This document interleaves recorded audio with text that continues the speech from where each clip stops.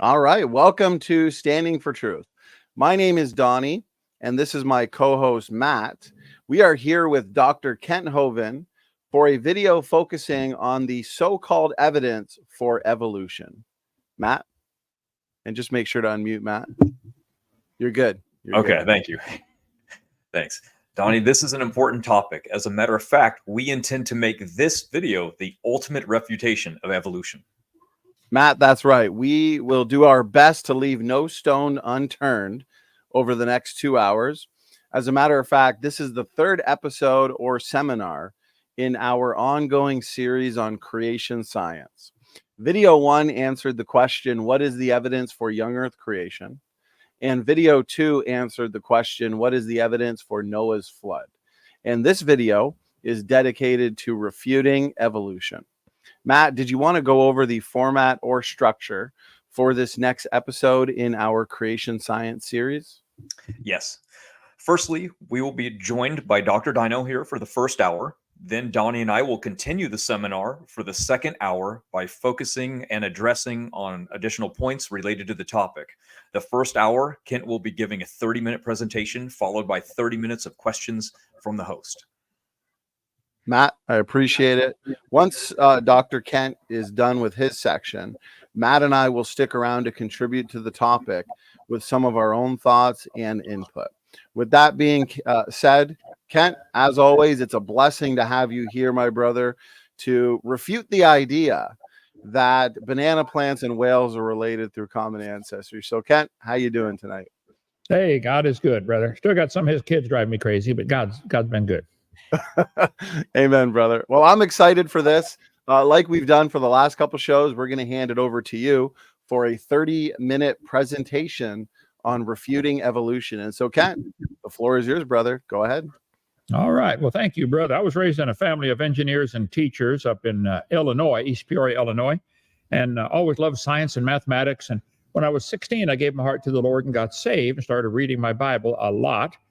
Read through it many, many times, and I realized, man, this book teaches the earth is about 6,000 years old, and I'm being taught in school it's billions of years old, and everything evolved. And this book says 24 times in the first 7 chapters that God made everything to bring forth after its kind. Somebody's lying. I don't know who it is, but I'm going to try to find out. And I read all the stuff by the great creationists, Henry Morris and Dwayne Gish, and loved it. And when I got done reading their stuff, I said, wow, this guy's really smart. Now, what did he say? Because they use all the big words, and I love what they do still today, ICR, and use their stuff all the time.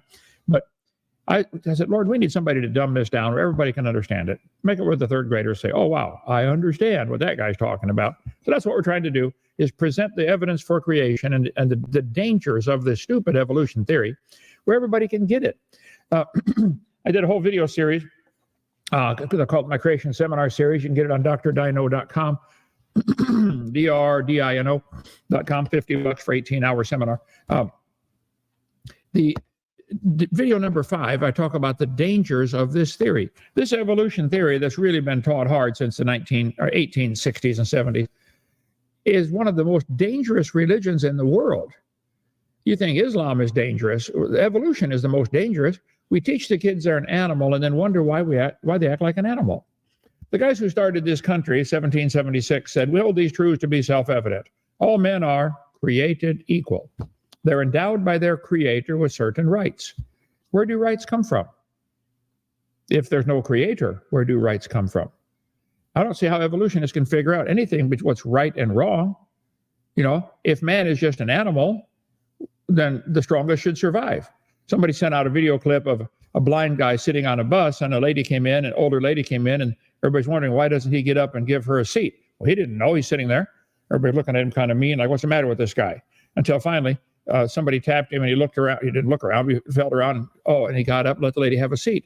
And everybody felt real bad. But wait a minute. What's wrong with making the old lady stand up? If the strongest survive, it's her fault. She got old. Come on now. What's the problem here? See, this evolution theory is dangerous. We teach the kids it's okay to kill a baby before it's born. Abortion. Well, if evolution is true, what's wrong with that? See, I don't think people understand the importance of this topic of creation versus evolution. Is there a God or not? I ask atheists all the time, how do you tell right from wrong? Where's your standard? What are you measuring this by? See, they don't have a good standard. I don't have a ruler to measure with good, right, and wrong. I'll say, is it wrong for you to go next door and kill your neighbor's baby and eat it? They'd say, oh, yeah. Well, the lion does it to the zebra every day. Is it wrong for the lion to do it to the zebra? Why don't you go protest for the lions and stop killing the zebra baby? Huh? See, they don't get it. But before you get into too deep on this topic of evolution, you better decide what you're talking about. What do you mean, evolution? This word evolution has 6 different meanings. I'll cover that in a minute. The process by which the different kinds of living things are thought to have developed and diversified from earlier forms during the history of the earth. They use the word kind, same as the Bible does 20 times. Yeah, okay. Let's see. The gradual development of something, especially from simple to more complex form. Okay. Evolution is a process of gradual change, takes place over many generations. Guys, it only takes place in your imagination over many generations, during which species of animals, plants, and insects slowly change some of their physical characteristics. The evolution of plants and animals. This is dreaming. They're welcome to believe that, but nobody's ever seen a cow produce a non-cow, ever. Nobody's ever seen a dog produce a non-dog, ever. We see varieties within the dog kind, but they're always the dog. What's a modern definition of evolution? We define evolution as understood in modern biology and as it applies to ecology. Evolution is the change of the inherited traits of a population of organisms through successive generations. Okay, now do you mean by that an amoeba can turn to a whale and a human over billions of generations? That's what they really mean, okay? So you can look up the definition of evolution in 100 dictionaries, but descent with modification from pre-existing species. Cumulative inherited change in a population. Let's see. Evolution is a process of continuous branching and diversification from common trunks. This pattern of irreversible separation gives life's history its basic directionality. Stephen Gould. Evolution. Gradual process in which something changes to a different and usually more complex or better form. Where's the evidence for that? Where's this new information coming from? This is just pure imagination, SpongeBob style. So anyway, I can talk about the definition of evolution all day long, but let me get the 6 different meanings of the word evolution. This is critical, I think. A lot of Christians miss the importance. When they say you're talking about evolution, exactly what do you mean? You mean cosmic evolution? The origin of time, space, matter from a big bang? You really believe every molecule in the universe, all the planets, all the stars, all the people, the whole Pacific Ocean, all fit in a dot smaller? Look at this. The universe grew from a smaller than a single atom to bigger than a galaxy. See, this is an essential part of their theory. Where did time, space, and matter come from?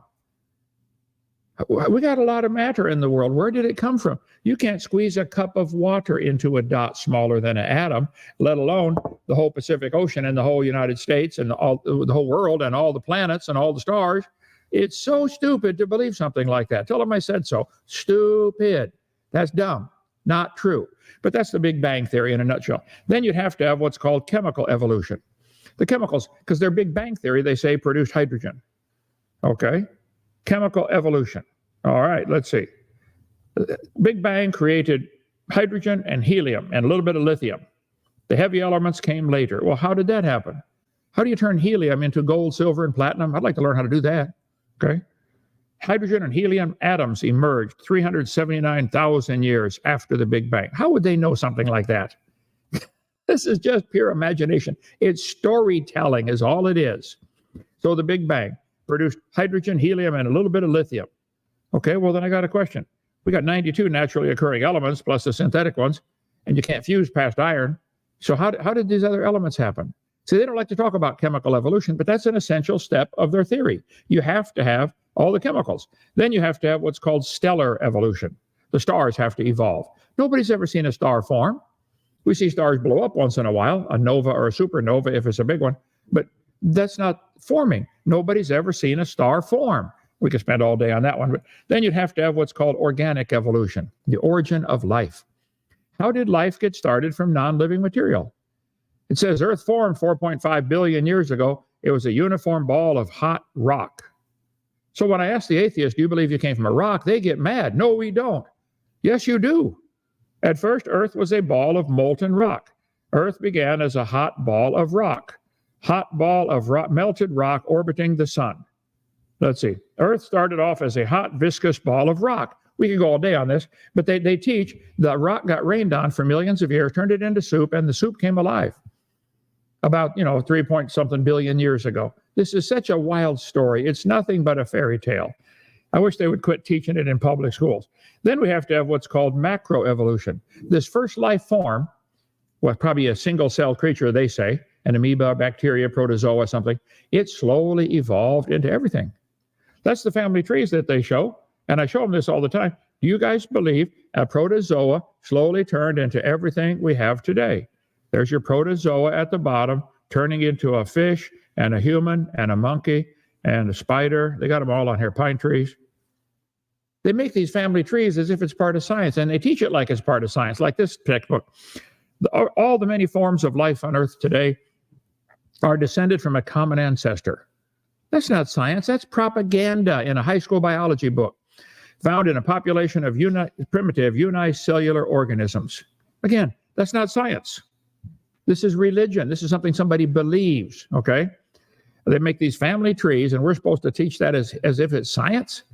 Here they got the humans coming with a common ancestor from the sharks and the ferns and everything else, starfish. Here we got a protozoa slowly turning into a biology teacher. That's dumb, real dumb. But they want to teach that like it's part of science. So that's part of the evolution theory. That's not science.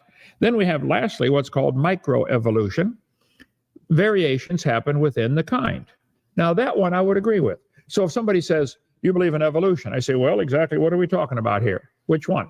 We're talking about cosmic evolution? I don't believe in that. I don't think there's any scientific evidence at all that matter can create itself from nothing in any amount of time, or that time can create itself, or that space can create itself. Look, if there was matter but no space, where would you put it? If there was matter and space but no time, when would you put it? I don't believe in cosmic evolution at all. I think that's a religion. Now, you're welcome to believe in it. I don't care what people believe in, but they should quit calling it science, and certainly quit making everybody pay to have that taught in the schools. Chemical evolution, I don't believe there's any evidence for that. They can believe it if they want. Stellar evolution, well, wait a minute. You got to have the stars to have the pressure and heat to make the chemicals. You got a chicken and egg problem with number 2 and 3. Then, I don't believe in organic evolution. I don't think life can get started from non-living material by itself. Then you have to have macroevolution, animals changing to a different kind. That's not science. It's a religion. Now, the number 6 is scientific, and I object to the term microevolution. But if you're going to say refuting evolution, let's define what we're talking about. Because what they're going to do to your kids in school, they're going to give them 1,000 examples of microevolution, which is true. There's a whole variety of dogs. They're going to say, boys and girls, this Chihuahua and this Great Dane had a common ancestor. Yeah? That proves they're related to mosquitoes. What? That's how they trick the kids, though. They give them examples of variations within the kind, and there are probably billions of those examples, and then try to draw the conclusion that it goes further than that. These family trees that they do in our textbooks are nothing but imagination. Here they have a human and a bird and a ladybug and a dinosaur going back to a common ancestor. Now, some kid in 4th grade is going to see that and say, well, I saw it in my textbook. It's got to be true. This is propaganda. This is lines on paper is all it is. It's artwork. Now, it's true. There are varieties of dogs. And as far as anybody's ever seen, dogs produce baby dogs every single time. 339 breeds of dogs probably had a common ancestor called a dog. I wouldn't argue with that. I'd agree. Might get a big dog and a little dog. I agree with that. This guy, what's his name? Holy Kool-Aid, an atheist, did a channel. He said probably all the breeds of dogs came from a wolf. We got European breed, the North American, the Chinese, the India. I agree. People have selectively bred their dogs for thousands of years to try to get a particular trait that they want. Get it smaller or bigger or better hunter or better smell or faster, something like that. Better trained to be a watchdog, one to lead the blind. Dogs have special character traits, but they're dog. And I do this all the time. I say, look, a 4-year-old knows the difference. If I did this often when I was traveling, speaking at churches. I'd get a 4, 5, 6 young kid up there. I'd say, okay, kid, here we got a dog, a wolf, a coyote, and a banana. Which one is not like the others? Only one time did I have a kid get it wrong. The kid was probably 5. He said, the boy. Okay, you're right, kid. The boy's not like the others either. But okay, forget the boy. It's the banana. God said they would bring forth after their kind. But Charlie Darwin wrote a book in 1859 called The Origin of Species. Well, wait a minute. What exactly is a species? Nobody's ever had a good definition of that. There are 26 different definitions of species in the textbooks and on the internet. 26 different definitions. What do you mean by species? God said they'd bring forth after their kind. By the way, that's not the whole title to Charlie's book. His real title was The Origin of Species by Means of Natural Selection or the Preservation of Favored Races in the Struggle for Life. See, Charlie was a racist. He thought the superior race should be the ones who are allowed to live and the rest should be eliminated. I got his book right here. Okay, The Origin of Species. Big old fat book. The Origin of Species, Charlie Darwin. Title page. The Origin of Species by Means of Natural Selection or the Preservation of Favored Races in the Struggle for Life. This is the book that motivated Adolf Hitler to say, wow, if the favored races are the ones that ought to survive, let's wipe out the inferior races and we'll speed up the process. Who's the inferior race, Adolf? Hitler had a list he was going by. He had the blonde-haired, blue-eyed Norwegian at the top and the German.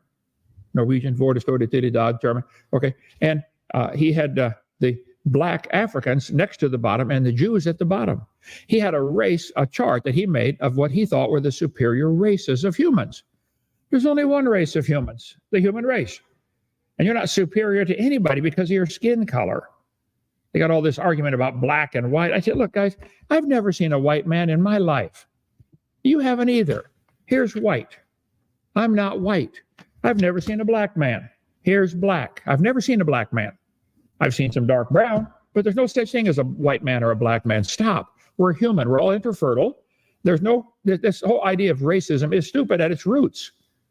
We're human. It's a human being. It's a race of humans, not a black race and a white race and a Chinese race. Anyway, Darwin talked about the origin of species. There are varieties of dogs. I would not argue. And you can crossbreed. Here's coyotes and wolves that can crossbreed. In the eastern United States, coyotes mate with wolves. And they get a coy wolf. When coy wolf meets wolf, coy wolf up in Michigan. Interesting. The coy dog, standard hybrid resulting from mating of a male coyote with a female dog. Coy dog. Let's see. 3 species and 40 subspecies of wolf. They might have had a common ancestor called a wolf. Okay? I wouldn't argue with that. Wolves of the world. Look at all that. Different kind of wolf. European wolf, Ethiopian wolf. Dehol is a canid native to Central, South, and East and Southern Asia. Wow, the dog. So I think probably the dog, the coyote, the wolf are the same kind of animal. 19 subspecies of coyote. Wow, who'd have thunk it? Man is the one dividing these creatures up into their categories. The animals do not care how we classify them at all. Turn all the animals in the world loose together in the woods. They will seek out their own kind. Up on our North 40 here at Dinosaur Adventureland, we got a bunch of sheep and donkeys and cows, zebus, Indonesian cows up there, all mixed together. And guess what? We had 3 baby sheep born last week. They were all sheep. The donkeys didn't even try to mate with the sheep. Neither did the cows. The sheep seek out other sheep. They know what their kind is. Just because we're trying to put them in a category doesn't mean the animals care about that. Coyote, wolf, fox, dog. I would not argue. They might have had a common ancestor. But see, the atheists will get into big arguments about is the fox considered a dog? Is the coyote and the dog kind? I don't know what the original kinds were, but I know the fox and the rose are a different kind. The roses don't even think about mating with foxes ever. Neither do the bananas. They don't even think about it. They don't even think about anything. Okay. So we now have 339 breeds of dogs that man has decided to call them a different breed. Okay. Again, the dogs don't care. But that's not evolution. It's a variation. So this business about microevolution is, I think that's a lousy word because it gives credence to the whole theory. No, it's just a variation within the kind. God said they would bring forth after their kind. Here we go. What's a kind? Well, species, definition of species. In biology, a group of living organisms consisting of similar individuals capable of exchanging genes. Okay, can the dog and the wolf exchange genes and make living offspring? Yep. Can the dog and the banana? No. Can the dog and the elephant? No. They're a different kind. Okay. What is it? One of the similar meanings of the word species. Look at that. Type, kind, sort. Kind and sort. Well, God, that's the terms God used in the Bible in the first 7 chapters. Kind or sort. A species of invective and once taught and suave. Tough and suave. Okay. At once, tough and suave. Okay. A species is defined as a group of individuals that actually or potentially interbreed in nature. The dogs, the wolves, coyotes might be able to interbreed. I wouldn't argue with that. But the dogs and the bananas and the potatoes, they can't. They're a different kind. So what's happened here, they've successfully confused a whole generation, several generations, with this dumb evolution religion, and it's nothing but a religion. They've confused the kids into thinking because we see varieties of dogs, therefore everything's related. They now have 450 recognized breeds of cows in the world. I bet you could draw a family tree with all the cows going back to a cow that got off of Noah's Ark. Okay, I would not argue with that. I agree with that. I accept the fact that cows can jump. Nobody argues with that. Cows can jump. We got a bunch of cows up on the North 40. Come see them. Cows can jump. Evidence for this fact is overwhelming. So is there a limit how high they can jump? Here's a bull jumping over 2 6-foot fences. Just jumps over them like nothing. 6-foot fence. So since I know cows can jump, and I've seen this one jump over a 6-foot fence, I accept the fact cows can jump beyond reasonable doubt. That means, given enough time, a cow could eventually jump over the moon. This is the evolution theory right here. We see variations within the cow kind, therefore, cows are related to ladybugs. That's how dumb it is, guys. It's sad. I don't care if people believe that. That doesn't bother me. It bothers me that they want to teach that to all the children, and I got to pay for it. That bothers me. They should teach evolution in a private school. It's a religion, nothing but a religion. That's our new channel, Donny. Dr. Kent, the Science Channel. Try that one on YouTube. So the cows cannot jump over the moon. There's a limit how high cows can jump. There's a limit how far dogs can change. They've now got limits. Let's see, dogs, dog breeders. They get all kinds. Dogs as big as 3.8 inches tall is up to 44 inches tall. The teacup Chihuahua. Okay, that's currently is the world's record. 44-inch tall dog and a 3.8 inch tall. I believe they're still dogs, just barely. Okay. What do you think? Is that still a dog? You can use those for bear hunting. You don't even need a gun. The bear will die laughing or else he'll choke on it, one of the two. So 3.8 inch tall, world's smallest dog. There we go. But there's a limit. Do you think you'll ever get a dog as big as Texas? Do you think you'll ever get a dog as big as an elephant? There are animals as big as an elephant, like an elephant. Do you think you'll ever get a dog as small as a flea? There's animals as small as a flea, like a flea. So the atheists don't understand this, or they won't admit it. Sure, there's variations within the dog kind. Most of the variations would not survive in nature. This is called artificial selection. Man is selecting them and protecting them so the buzzards don't pick at it, okay? And the sparrows would carry this little Chihuahua away. There's a limit. Have they reached the limit? I don't know. Somebody might beat the record next year with a 45-inch dog, okay? I don't know. I don't care. But they're not going to get one 4 miles tall. There is a limit. Somewhere there's a limit. Will they ever get a dog 8 miles tall? Nope. How about a half-inch tall? No. So this is what the atheists, they don't get it or they don't want to get it. See, they want so badly to not believe this book. Because the Bible says in 2 Peter 3, the scoffers are going to be willingly ignorant of the creation and the flood of Noah and the coming judgment of God. 2 Peter chapter 3. So they don't understand. God made the original creation so that the animals could produce a variety of offspring. Some can survive in cold weather. Some can survive in warm weather. Some dogs like the cold weather. The huskies, the wolves, they like the snow. Okay, they got thick fur. They can live in it. Some animals would not survive up there in the cold weather. Chihuahuas wouldn't make it one day. Turn them loose in the desert, in the jungles, in Alaska, in the forest up there. They wouldn't survive one day. So the natural selection works and artificial selection works, but they are both selecting something already in the gene code. They're not creating anything. They've never created anything. They've selected something that's already there. Antibiotics. You give somebody a shot with antibiotic and it kills the bacteria, but it kills 99% of them. 1% has a resistance to that antibiotic.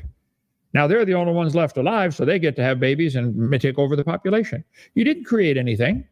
You selected a population that's already existing and let it have the whole world or the whole body or whatever it's doing. So antibiotic resistance is not an example of evolution. It's an example of artificial selection. You gave the guy a shot, it killed 99% of the bacteria that were not resistant to that shot, and the other 1% was already resistant. They say, you can spray pesticides, roach killers, spray the roach killers, and you'll kill 99% of the roaches, but 1% is resistant. And so they will come back and have all the babies, and now pretty soon you got a population that is no longer controllable by this pesticide. Okay?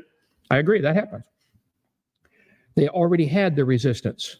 I'll tell you what, they'll never become resistant to a sledgehammer. There's no such thing as a roach resistant to a sledgehammer. Try it. You bring me one, I'll show you, right? It doesn't happen. So artificial selection works, natural selection works, it doesn't create anything, and it's not an evidence of evolution. All the dogs that we have a common ancestor called a dog. I would agree with that. Dogs, wolves, coyotes might have had a common ancestor. So I guess, brothers, I get sick and tired of them arguing for evolution, and they confuse the kids by giving them examples of microevolution, of which there are millions, and then make them believe the whole theory's been proven. So, best refuting evolution, if you define carefully what you're talking about, it's no-brainer. Because they're going to trick your kids and trick you into believing in evolution by showing you variations within the same kind. That's all we've ever seen. So if somebody has evidence for anything else, I'd like to see it. They want me to teach these family trees. They got a line on paper drawing, let's see, the ladybug has the same ancestor as the crow and the dinosaur. That's not science. That's stupid. It's artwork. It's drawing lines on paper. That's all it is. Okay. Anyway, guys, taking enough time here. You want a bunch of questions answered, I think. If people want more, my video series covers 18 hours of me talking as fast as I can go, which is pretty fast. And you can get it for $50 on drdino.com. DRDINO. Go ahead. Thank you, Kent. Yes, I've got your DVD series right here, brother. There we go.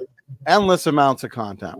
So based on your presentation, are you telling me, Dr. Kent, that I'm not related to fruit flies and strawberries? You are not related to them, and you don't have a common ancestor with them. I ask the atheists when I do my debates if they're related to certain things. Let's see. I asked Emo, are you related to a fly? He said, yep. I asked Mark Drysdale, are you related to a monkey? Oh, yeah. I asked Jackson Rowe, are you related to a dinosaur? Oh, yeah, he's related to a dinosaur. He said, Mark Reed says he's related to a rat. Bill Nye is related to a banana. He said that. He was. Okay. PZ Myers is related to a fish. He said, we are fish. Okay, PZ. Let's see. Wade the Wizard is related to a snail. I'm debating him again. When's that? This Friday or? Wednesday, I believe. 31st. Okay. Anyway, Luca said he's related to a cow. So I asked him these things. Professor Dave's related to a strawberry. They really believe this. That's not science. That's a religion. I wish they could see it. Well, I think you hit the nail on its head in your presentation, Kent, where they truly believe that because we observe change over time, we see a variety of dogs. That must mean that this change is essentially unlimited, that dogs and whales are related through common ancestry just because we see change over time. Kent, you and I as creationists and Matt, we're not against change, but we're against the kind of, I mean, if we see changes that are downhill or it's the sorting out of pre-existing information, how is that ever going to take a single-celled like ancestor, let's say, into a whale over time?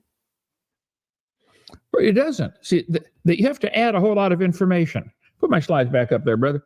This one shows a protista, a single-celled creature, turning into a dinosaur, a bird, a human, a fish. Wait a minute. Protista don't have eyes or legs or arms or ears. Isn't this a whole lot of brand new information has to be put on that little protista? Where's this new information coming from? They teach it like it's part of science. They'll say, oh yeah, boys and girls, a protozoa evolved to a human.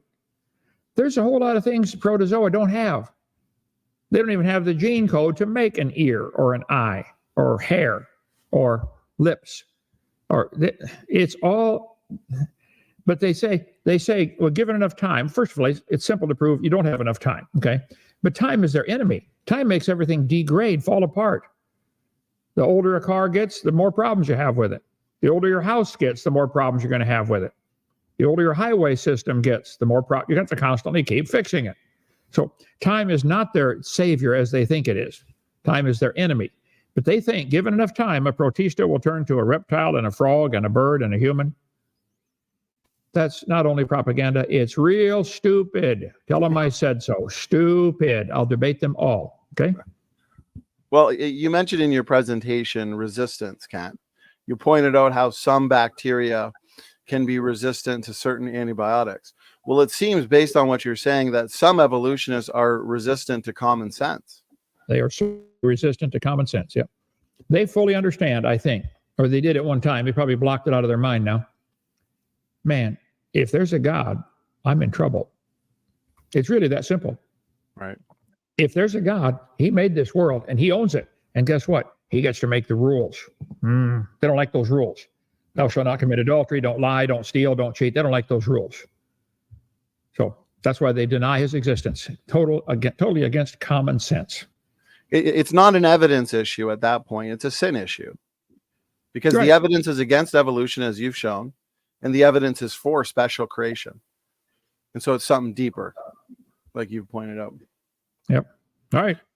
So our first big question, Kent, is, and it's based on an argument that we hear over and over again from evolution. It's probably one of the most popular arguments. So they believe that all life is related through common ancestry, the theory of common descent.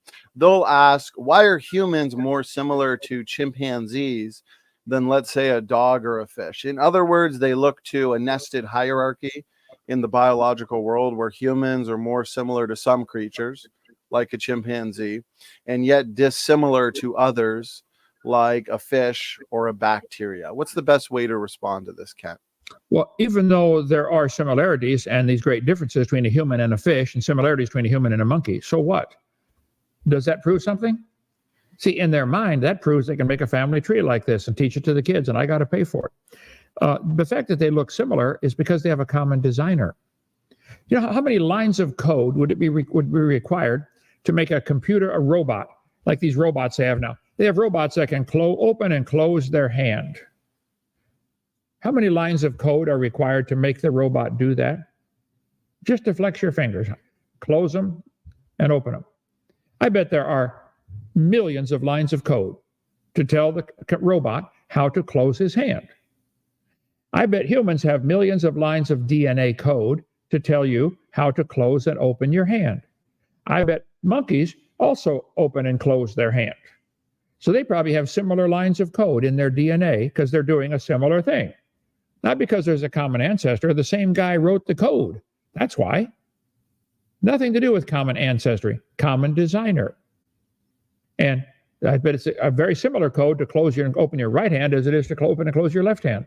I bet there's a whole lot of lines of code.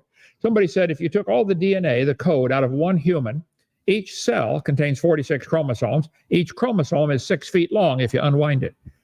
You take 6 feet times 46 in each cell, except for the gametes, times 100 trillion cells in your body. They say the human, just one human, has the DNA code that would reach across the solar system twice. That's just the code. There's a whole bunch of lines of code in there. And probably monkeys have a lot of similar lines of code because the same guy wrote the code and because they do the same thing. They open and close their hand. They blink their eyes. They open their mouth.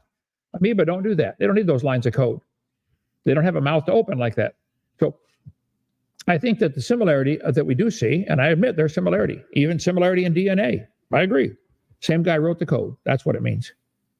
Certainly not proof that there's a common ancestor. That's something they can imagine, but that's SpongeBob stuff. Okay? Right. I think you nailed it. Our bodies have to perform a lot of the same functions as chimpanzees. And so we would need a lot of the same DNA to code for the proteins that make up our bodies. And so I've always been baffled, Kent, that they could look to homology and even nested hierarchies to say that they're related to strawberries and pine trees. Well, I think there are probably some similarities in the DNA code, even of strawberries. They produce different things that they produce different carbohydrates and sugars and maybe proteins. I don't know, maybe not strawberry, but different animals they have to produce things that are similar so we can digest them. See, the brown cow can eat the green grass and digest it. Wow. And give the white milk.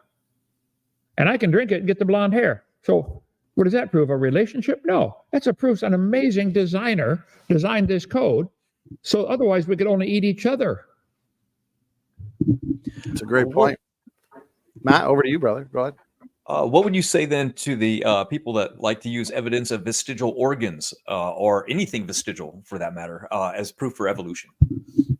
Well, there are no vestigial organs. If there were, I say, guys, that would be the opposite of evolution.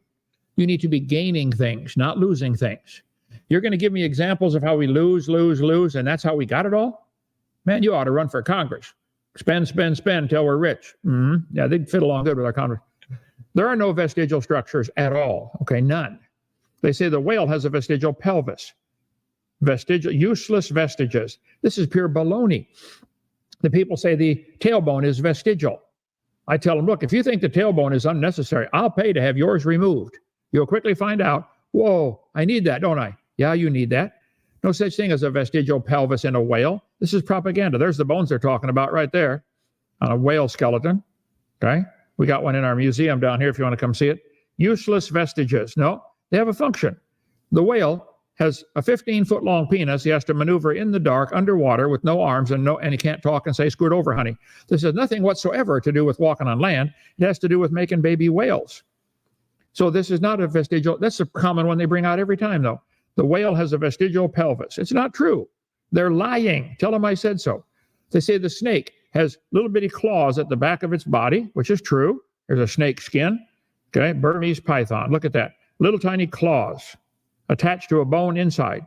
They'll say, see, that's proof it used to have legs. Guys, those claws also are used in mating. Snakes can't talk either. Okay, and they can't. It's not vestigial structure. It's part of their mating system. Okay, leave them alone. They'll do fine. They'll give you baby snakes if you get out of their way. Okay. Humans have a tailbone that's of no apparent use. Really? Oh, yeah. The coccyx has no present function. It's embarrassing that a biology teacher would write a book to teach other kids biology and be so dumb as to not know what the coccyx does. I want to see Crybaby's tailbone removed. I'll do it myself, Crybaby. I got my own Swiss Army knife here. Sharp, too. I just sharpened it. Okay. The tailbone. Right there, the coccyx. These little bones right here have 9 little muscles that attach to them. Coccyx has several important functions. Insertion site for multiple muscles, ligaments, tendons, weight-bearing support for a person in the seated position. You can read all about the coccyx if you're interested, but the tailbone is not vestigial. It's part of your posture and part of your ability to reproduce, okay, to make baby humans. So it's not vestigial. If you think it's vestigial, I'll pay to have yours removed. They say, man, used to have a tail.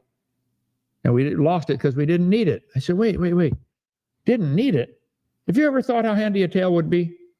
Have you ever come to the door with 2 sacks of groceries and wish you had something to, open that door while you hold the groceries, or drive down the highway, hold the can of Coke, steering the wheel, turn the radio knob all at the same time? It's dumb. There are no vestigial structures at all. None. If there were, that would be the opposite of evolution. That's not going to help them. I'm curious, Kent. An excellent response. Evolutionists, they'll oftentimes point to, in terms of vestigial structures, organs, 2 major ones, one being the appendix, the other being goosebumps. Do we have any known functions for the appendix and also goosebumps? Well, both are not, neither one's vestigial. The appendix is part of your immune system. If you take it out, the other immune system has to work harder. If you cut off one of your fingers, you can still pick up things, but the other one's got to work harder now. You spread the load out, okay?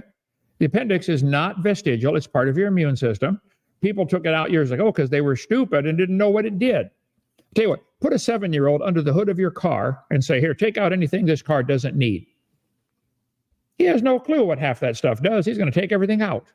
Right. So to put a doctor with our modern medical profession training and say, which parts don't you need? We don't know what they all do. There's still a whole lot to be learned about this amazing body God gave us. Goosebumps are little tiny muscles called a sphincter muscle. It's a muscle. Most muscles contract long ways, okay? Contract and expand long ways. The sphincter muscle contracts in a circle. So when it gets tight, the circle gets tighter, and they're around each of your hairs. So when the sphincter muscle contracts, it makes the hair stand up, which traps a layer of air against your body. It's a way to keep warm. Wow. So the fact that some animals have more than we do, so what? It's not proof we don't need our sphincter muscles, our goosebumps. It makes a little bump on your skin. It's to keep you warm. I bet you Canadians use it all the time, don't you? I'm using it right now. Yeah. Okay. Yeah, that's good. That's awesome. We're a sophisticated machine. There's still so much for us to learn about our bodies. And also, so the evolutionary community, they'll now, as a way, I think, because the vestigial organ argument has been destroyed, as you've demonstrated, they'll look to vestigial genes and they'll say, well, the majority of our genomes, they are made of vestigial genes or junk DNA. Ken, is this true? What's a good response? It's the same thing. We simply don't know what some things do yet. That's all. They didn't even know there was DNA until the last, 100 years. Never heard of such a thing. So they're just now beginning. It's probably like a kindergartner trying to understand, Shakespeare.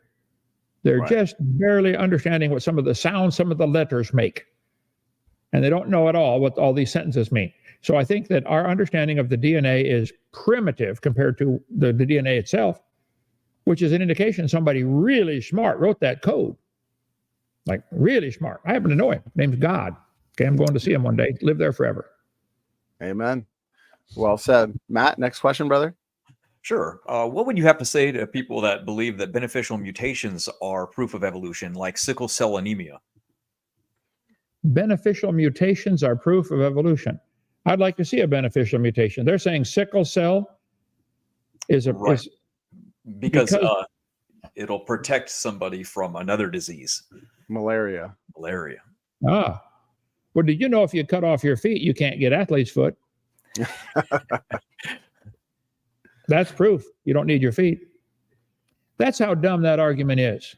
If you get people die from sickle cell anemia. It's a bad disease, okay? And so if you end up with a resistance now that you can't get malaria, well, yeah, wonderful. There's probably other ways you can't get malaria also, okay? But to say that because of this one disease, therefore you can't get another disease, and that's proof that an amoeba turned to a whale, again, it's a lack of understanding of the complexity of this whole thing. Sickle cell anemia is bad. Malaria is bad. But again, athlete's foot. Cut off your feet. You can't get athlete's foot. That's proof. I would answer them, see what they say to that one. If I remember correctly, you used an example too, which I really like. If you had a line of people that were being handcuffed, you were to cut off your hands. Well, in that situation, you're not going to be handcuffed. Yeah. There's a benefit, but you've lost your hands. Apparently, you lose everything and you gain it all, right, Kat? That's their twisted logic. Keep losing money and you'll get rich. Yeah, run for Congress if you believe that. Right. Okay, so my next question then, here's another major one, Kent, that you're more than familiar with. What is the best response to an evolutionist who argues for the theory of evolution by looking to the fossil record, as they will point to several examples of what they call transitional fossils or transitional forms? Okay. I point out there is no such thing as a fossil record.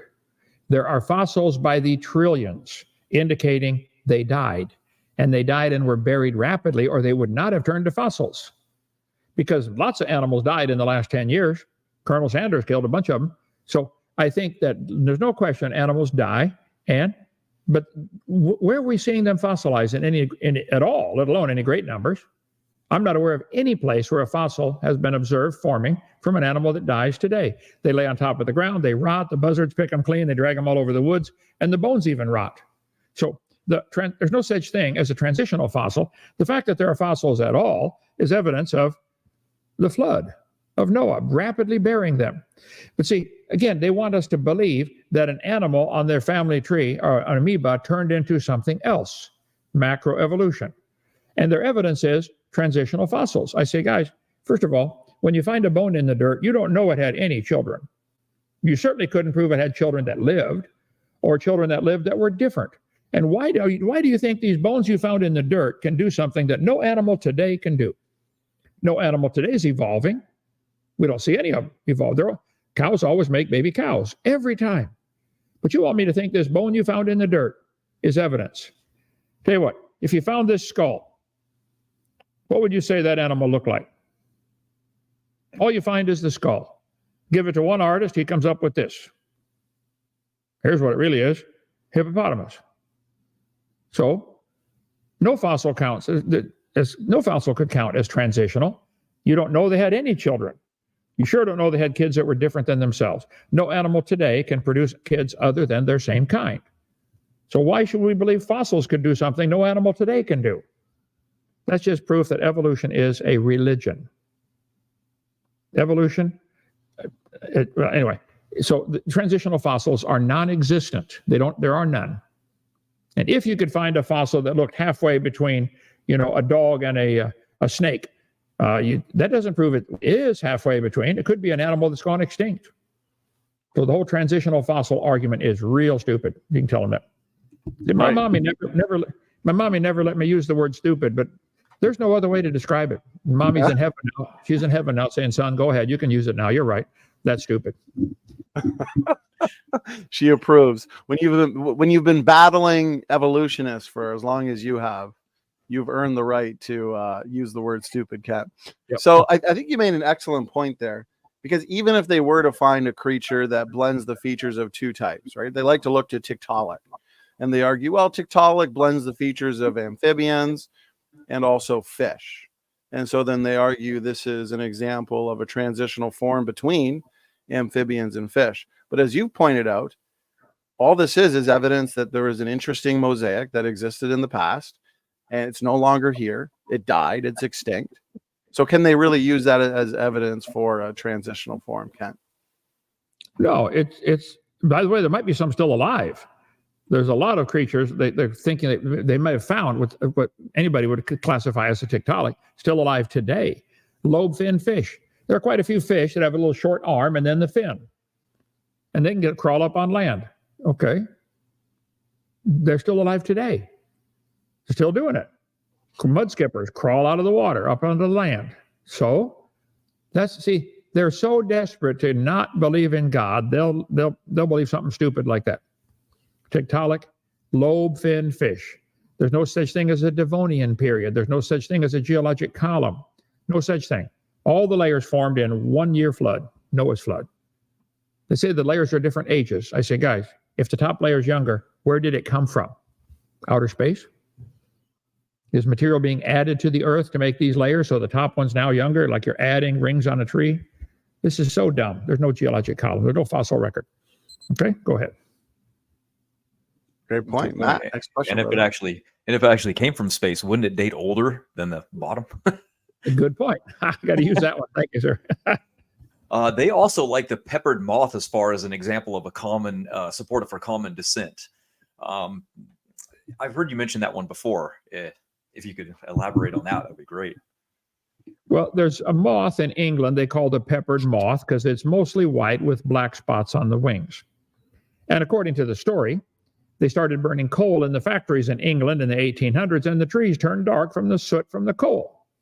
I can agree with that. Okay. So they said they counted the moths on the trees, and it was originally 95% light-colored moths, but there was a different variety of some of the moths. A moth can lay a bunch of eggs, and some of them turned out black. 5% of them were black, according to their story. Then when they burned coal in the factories, they went around and counted the moths again, got another government grant, and found it was only 5% light and 95% black. And so this is the story they teach the kids. Look at this. The moth evolved black to blend in with the black trees so nobody would see it. The whole story is baloney. They never found one moth resting on the trees. They glued dead moths to the tree to take this picture. They'd never seen a moth resting on a tree trunk like that. Never. This is pure propaganda. Oh, I'm sorry. After 40 years of watching, they saw 2 moths resting on trees in 40 years. So they said around the cities that have burned coal, the dark cities there, there's mostly dark moths. The whole story is made up. But even if it's true, it's still a moth. And there already were dark and light moths. And now you're changing the ratio of the population, but you're not changing the moth. The peppered moth story is a lie. It's baloney. That's not evolution. If that's the best they've got, give it up. Right. That's sad. It's basically, as you put it, micro changes in pre-existing variation. That's not going to take fish to fishermen or pond scum to people. It's exactly what a creationist would expect. So another big one that they'll look to, Camp, as a way to argue for forward evolution is gene duplication. So they'll say, well, a pre-existing gene or genes can duplicate and add the necessary novel genetic variation for natural selection to act upon. So the question is basically, can gene duplication, is that good evidence for evolution, Dr. Kent? Well, the genes, the fact that they can duplicate at all is pretty incredible. The copy machine to make a copy of this code that goes across the solar system twice is pretty incredible. So if there is gene duplication, in many types there is, it's part of the reproductive process. It duplicates the genes to go into the sperm or the egg. You get half the chromosomes from mom and half the chromosomes from dad. The chromosome is one of the most complex things in the universe. That little chromosome is like a twisted ladder, and it has to unwind and make a copy of itself with a phenomenal process. Anybody thinks the chromosome evolved and the copy process evolved, you tell them, Kent Hovind said, that's stupid. It had to be designed. And I find it funny, too. I've seen you point this out in debates, Cap. If I gave you an extra copy of this book, let's say, so this is a book I already own, this is a book I wrote. If I gave you an extra copy, do you really have anything meaningful, anything extra in terms of information? You just have another copy of a book that you already own. How is that going to advance evolution? Right. It's the same thing twice. It didn't create anything new. And so gene duplication does not create anything new. What they'll say next, as a follow-up, how they argue, Kent, they'll say, okay, you've got a good point there. But now in your duplicated gene, that gene can experience a series of mutations, beneficial mutations, which could lead to a new function. They got a fancy term for it. It's called neo-functionalization. So basically that genetic copy experiences mutations, and they imagine that those mutations will lead to a new function in that gene. Kent, what's a good response? You're right. They're imagining. Nobody's ever seen a mutation that adds information. Show me one. Mutations happen quite often. We have a bunch of ducks when I give my tour of Dinosaur Adventureland here in Lenox, Alabama. Kids get in the Jeep and you ride down there and I holler, hey, duck. And about 40 or 50 of them come out of the lake. Hurry, hurry, give me some food. 2 of our ducks have a mutation. The bones of their head did not grow together quite right. And so the feathers grow funny on that spot. They got a patch of feathers weird growing on the top of their head. Okay. It's still a duck. It's a mutation. It's not beneficial. It didn't help anything. And mutations always are harmful, fatal, or useless. There would have to be quadrillions of beneficial mutations that added information to turn an amoeba into a human. Right. They want me to believe, and they want me to help pay to teach that, let's see, the protozoa turned to a human. This is what they believe is science. I say, guys, this is stupid. This is propaganda. This is a bunch of lines on paper. Your family tree is baloney. Tell them I said so. Yeah. Evolution is hope, dream, and imagine. Kent. Okay, well, we got a few minutes left here, and then we're gonna wrap up your part, Kent. You've done an excellent job answering these questions. Matt, I know you had a question or two of your own. Yes. I decided to look up what evolutionists believe was the first common ancestor to all human beings, and I think Kent, you would enjoy this list. And the first one I found was a microbiologist who believes we came from sponges, and another elaborated from that about 750 million years ago. Sponges were the earliest ancestors that they found in the ocean. But then I looked again, and I found it was actually worms. They said, no, we're actually more related to worms. There's a picture of one since they couldn't find anything. They said the worm was probably most likely the first ancestor. But then somebody else found a jellyfish like ancestors. So that became the common ancestor. So they're still debating on whether or not it's a jellyfish, a worm, or a sponge. But then I kept looking and I found that it was actually an eel ancestor. And the eel was more likely the ancestor, but that didn't finish there. I found also a bug-like creature. This one was interesting. Still can't make out what that's supposed to actually be. Yeah, it looks like Hillary. It looks like Hillary Clinton. Oh, well, I got one more for you. A slug was actually the common ancestor. So apparently they can't really make up their minds. So what do you think would be their best bet here? I think you need to send me all those slides. I got to add those. That's hilarious. Okay. Good job. I think they're so desperate to not believe the Bible. I think the ancestor of all humans was Adam and Eve, humans. He wants to believe he was a sponge. You just go ahead. Actually, if you go back far enough, ancestor was a rock. And I tell them, how can you guys drive on the highway that's made out of your ancestor? Show some respect. I mean, come on. Man. Amen. Yeah. Right. Very disrespectful to their ancestors. So wait, you said that one guy was believed he was related to strawberry, but he probably ate strawberries that day. Yeah, you ate your man. That's cannibalism. And this is science. This is empirical science. It doesn't belong in a textbook, Kent. Where does it belong? This kind of science in the garbage can. Amen. I wouldn't even teach that as a fairy tale to my kids. It's not even good enough to be a fairy tale. No. Kent, that was an excellent first hour of this episode. Did you want to leave the audience with any final words, final thoughts on tonight's topic, refuting evolution? Well, all of this really boils down to a much bigger question. Who are we? Where do we come from? Why are we here? And I think people need to understand God created us for a reason. I have all kinds of stuff on my channel.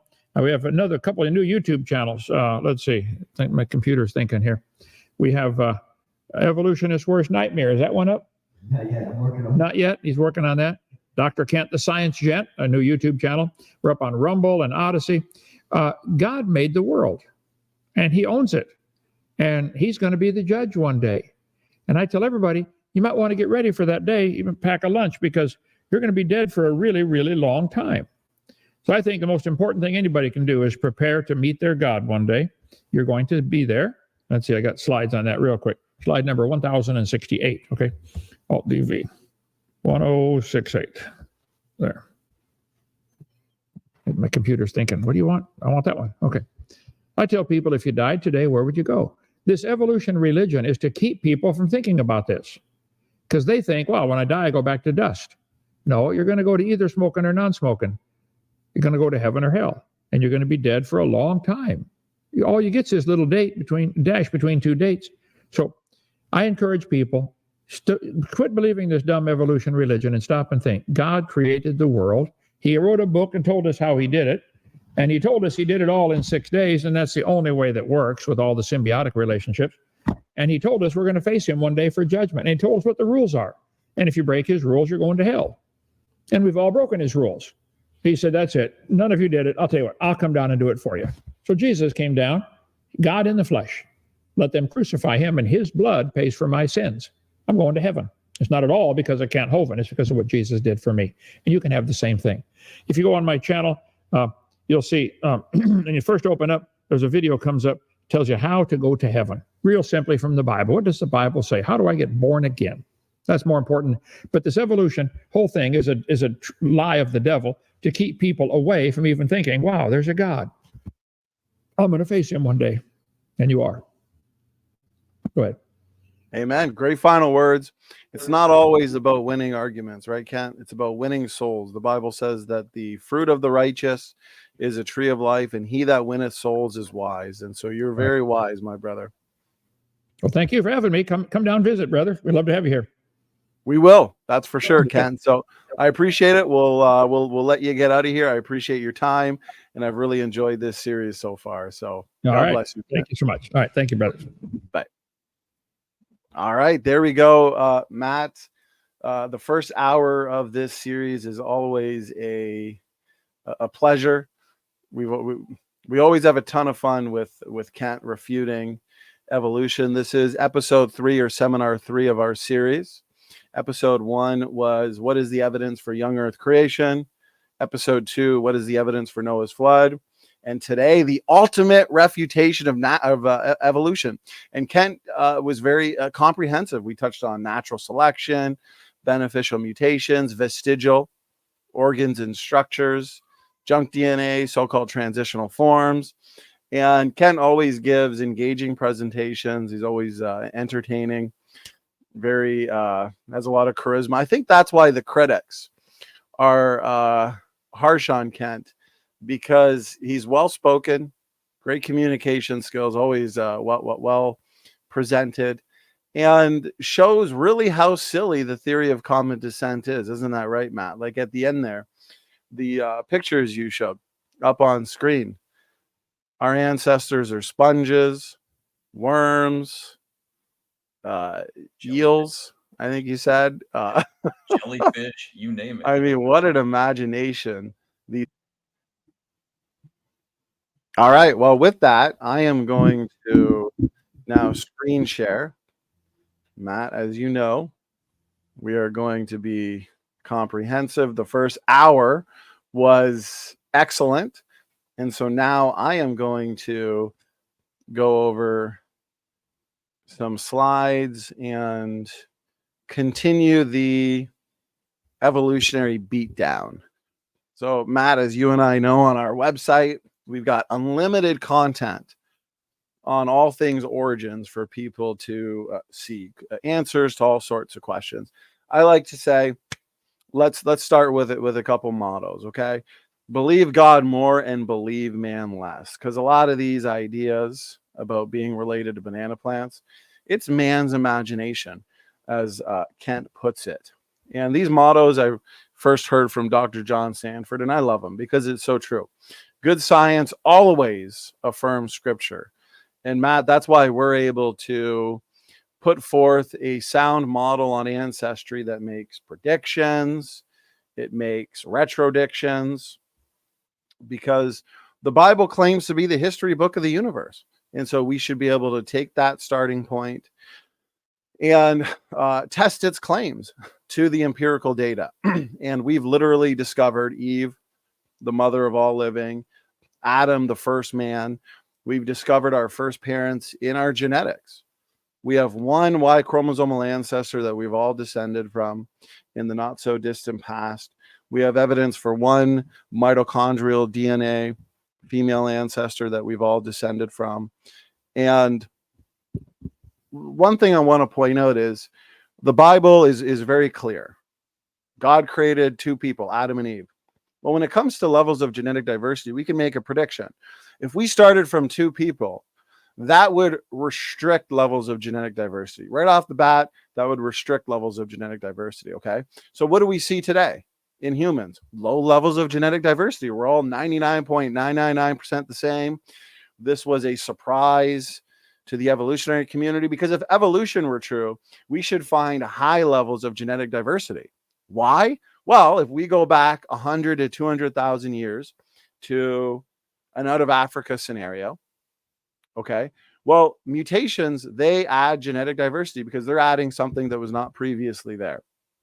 So if we've been adding mutations to the gene pool for 100 to 200,000 years, and before that, you go to, according to the evolutionary story, Homo erectus, who apparently lived on the globe for 1 million years. Well, that's a lot of genes floating around that population. Before that, you go to Homo habilis, apparently, and then eventually Australopithecine-like ancestors. And so that is mutation accumulation for millions of years. We should have high levels of genetic diversity and not low levels of genetic diversity. And so this is biblical expectations. We'd expect low levels of genetic diversity. That's what we find. We find low levels of variation in the Y chromosome, in the mitochondrial DNA. Those are uniparentally inherited DNA compartments, right? The mitochondrial DNA is the powerhouse of the cell. That's passed down on the mother's side. And the Y chromosome, that is paternally inherited. So it's uniparentally, but it's passed down on the father's side. And one compartment goes back to one man. The other compartment goes back to one woman. And so the evolutionary community, they did what they did best, and they invented a rescue device. They a post hoc, ad hoc explanation, rationalization, and said, well, maybe there's an out of Africa population bottleneck where that population of humans went down to somewhere between 2 and 10,000 people, this near extinction event, for thousands of years in order to reduce levels of genetic variation or heterozygosity, which is just more DNA diversity. But this near extinction event's not feasible, because what you would have is deleterious recessive mutations that have accumulated over time. They'd come to the forefront. They'd lead to rapid genetic degeneration and morphological degeneration through disease. Okay, this would be incredibly harmful. And yet we're supposed to believe that this population of 10,000 suddenly spread out into all parts of the globe and seized dominion over the planet? No, that's a fairy tale. The point is the empirical data fits biblical expectations, okay? And so the best lines of evidence that the evolutionists point to, what they believe are the best lines of evidence, are endogenous retroviruses, chromosome 2 fusions, pseudogenes, junk DNA. And I want to touch on all of those one by one. So firstly, the separate ancestry model. We would argue that from scripture, that not all life is related through common ancestry. As Kent pointed out, the evolutionists believe what? That all life is related, including strawberries, whales, and pine trees. We would argue for separate ancestries. And Matt, I think you and I agree that the best definition of a kind would be groups of organisms that go back to a common ancestor, that we can trace back to a common ancestor. And that common ancestor would be separate from other common ancestors that have separate groups going back to them. And we've been able to answer this phylogeny challenge by looking to humans. Since we've been able to trace back humans to Adam and Eve, and human mitochondrial DNA and Y chromosome DNA is nothing like chimpanzees. As a matter of fact, when they sequenced the Y chromosome of chimpanzees, they found out that the chimpanzee Y and the human Y, they're incredibly dissimilar. They're enormously different. When you consider overall gene content, size differences, and architecture, they're only about 35% the same. The chimpanzee Y is half the size. It lacks a lot of the heterochromatin, the functional heterochromatin that you find in human chromosomes, heterochromatin being densely packed pieces of DNA that primarily comprise repetitive sequences like satellite DNA, okay, largely missing in chimpanzee Y chromosomes. And this is exactly what we would expect if separate ancestry is true, that humans are not, as you can see here on this phylogeny, basic phylogeny, humans are unrelated to any other form of life. There exists a class of taxonomically restricted yet essential genes called orphan genes, where they have no evidence for precursor genes. They just appear suddenly and out of nowhere. And there's no consistent hierarchy in the distribution of orphan genes in the biological world. And this is a massive problem for evolutionary theory, because the question is, where did these orphan genes come from? How did they evolve? And they're rescue devices of de novo gene synthesis or gene duplication.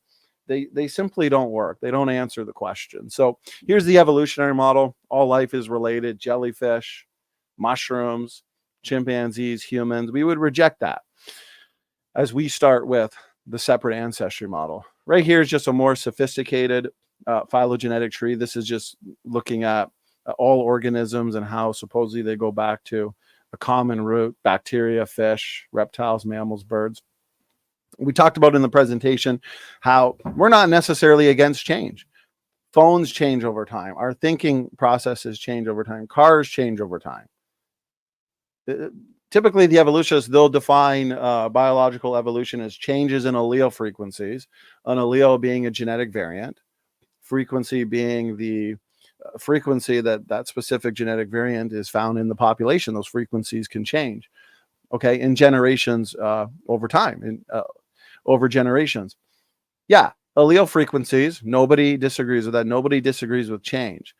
And so if by evolution you mean dogs and wolves are related, then we're not going to have an issue.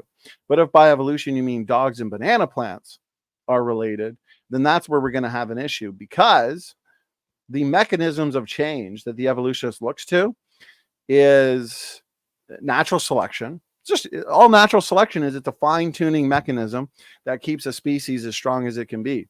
But natural selection is very limited. It's not creative. It's not a creative force. It doesn't lead to any true novelty. And the fact is, most mutations are invisible to selection. They're nearly neutral, which means they're neutral to selection. And so selection is very weak. They don't act, selection doesn't act upon most mutations. And the mutation rate, especially in humans, is very high, as you can see here on the slide. An average newborn contains about 100 de novo mutations. So the mutation rate in humans is about 100 to 200 new mutations per person per generation. And as you can see here, right from the conventional literature, the vast majority of mutations are deleterious. They're harmful. They cause disease. It's like a single spelling mistake in a book the size of the encyclopedia. On their own, they're inconsequential. But as they build up, the book is ruined, the message is lost. Or a single rust molecule on a car. Every single rust spot on its own, it's inconsequential to the overall function of the car. But as they build up over time, the car degenerates, and it doesn't matter. You can get regular oil changes. You can change the tires. You know, you're good on your car. It's not going to stop the inevitable breakdown of that car through rust accumulation. And this is what we see in the genome. Mutations are primarily why we die in age, including the shortening of telomeres, of course. We accumulate just a ton of somatic cell mutations in our lifetime, trillions and trillions. And then your germ cell mutations, those are the ones that are passed on. So about 100 new mutations per person per generation. And most of those are nearly neutral, which means they're slightly deleterious, but selection can't see them. And so they build up over time, and they have very small effects on fitness in the overall total functionality of the species, but they result in genetic sickness, in genetic decline. And there's no mechanism that the evolutionary community has been able to present that can rid the population of so many nearly neutral mutations that are accumulating generation after generation after generation. Let's say you had a room full of 100 people. Well, everybody is multiply mutant. I've inherited deleterious mutations from my parents. Matt, you've inherited deleterious mutations from your parents. So we're all multiply mutant. Some maybe slightly more than others. Okay, so that room full of 100 people, let's say we remove 50% of the worst mutants, those that have the highest genetic load. So now we're left with 50 people out of the 100. Well, has this solved the genetic degeneration problem? No, absolutely not. All we're left with is now 50 people that are more mutant than the generation before it. And so all you can ever do is really just slow down the degeneration process. And that's it, because selection is essentially powerless to stop genetic degeneration, the eventual genetic degeneration of species. So evolutionists, they look to, as their mechanisms for evolutionary change, is they look to natural selection. It's not a creative force. That's not going to do anything. And then mutations to add the necessary genetic variation for natural selection to act upon. As we've seen here, the vast majority of mutations are deleterious. So that's not going to help. And your rare beneficial mutations that pop up, they're typically reductive. They're functionally compromising to organisms. We talked about sickle cell anemia. People with the sickle cell trait, they are resistant to malaria. Well, malaria is bad. Sickle cell anemia is bad. They're both deleterious. What we need to do, rather than the phenotype, let's look under the hood. Let's look to the genetic content. Let's look to the genotype. What's really happening on a genetic level with these so-called beneficial mutations? Well, sickle cell anemia, it is the result of a deformed hemoglobin protein. It's a loss of function.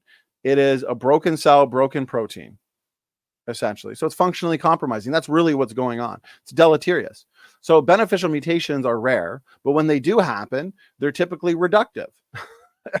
And again, I'll say it again, functionally compromising. And so that's not going to counterbalance the damage that's being done by the massive influx of low impact, of nearly neutral deleterious mutations that are pouring in to the genomes of living organisms generation after generation. You're going to need millions of truly beneficial mutations that are not functionally compromising in any way to answer this problem, to answer this challenge, to counterbalance the damage. Okay? All you ever get is shrinking functional genome sizes. This is what we see in Lenski's E. coli bacteria experiment, is what the bacteria are doing in that experiment is they're losing genes, but for short-term adaptive purposes, but it's long-term degeneration. And what we've observed now is the E. coli bacteria in this experiment, they've shrunk in functional genome size. And so, yeah, you can have localized increases in fitness through beneficial mutation accumulation, but overall, it is a loss in total functionality since these genomes have now shrunk. An analogy I can use is, let's say I temporarily wanted better gas mileage in my vehicle. Well, I can start removing weight from the car. Okay, remove the seats, remove the mirrors, remove the doors. Yeah, temporarily I've got better gas mileage. But this is not explaining how we built the car. This is a short-term advantage, but you're just destroying the car. It's not actually pushing anything forward in a real beneficial way. And that's what we see with these so-called beneficial mutations. Whether they can show us 1, 2, even 10 truly beneficial mutations, that's not going to answer the challenge. They need to show us countless, innumerable. Okay. So I'm going to keep going at this, Matt, for about 20 minutes. Then we're going to hand it to you, my brother. So mutations don't work. They'll look to essentially mutations, natural selection, gene flow, genetic drift. None of that works. Genetic drift doesn't help them, because if evolution is true, there's what's called fixation equilibrium. Okay. Notice this on the slide. Standard population genetics theory teaches that the rate of fixation of neutral mutations in a population equals the neutral mutation rate. Well, in light of how functional we know the genome is, we know there's evidence for at least 80% genomic activity and about 60% of the genome's transcribed. We know that's functional activity. We know that's real function there. Even though we don't know what every single function is, that's why we can make future testable predictions. If that was just spurious or noise like the evolutionary community says, then there should have been evolutionary processes that would weed out all of this junk over time, because every time you add a single nucleotide to a growing RNA chain, you're consuming energy. You're consuming ATP. And this process of transcription, right? You got DNA to RNA to protein, DNA transcribed to RNA, translated into a functional protein. Well, oftentimes, since the 98% of the genome is what the evolutionists assumed was mostly junk, it's non-coding. Only about 2% of the genome codes for proteins. And so most of your function is involved in RNA, functional RNA products. So the non-coding regions are oftentimes regulating the protein coding regions. And so that activity must be functional activity, since transcription is a resource intensive process. It's an energy intensive process. Okay. And so the evolutionary community, they lack really weak responses in terms of their attempt to maintain junk DNA. Okay. So most of these mutations, therefore, are hitting functional regions, whether it's a redundant region of the genome, it's still going to be slightly deleterious. Even third position codon degeneracy. We now know that your third position codons are not just there being used as redundant elements to tolerate error. They actually function in cell processes in terms of the speed, okay, at which these processes are taking place. So even mutations there that don't necessarily affect the overall protein are deleterious to an extent. And so if evolution is true, there's what's called a fixation, where the amount of per generation mutations that are accumulating would equal the fixation rate. Notice this.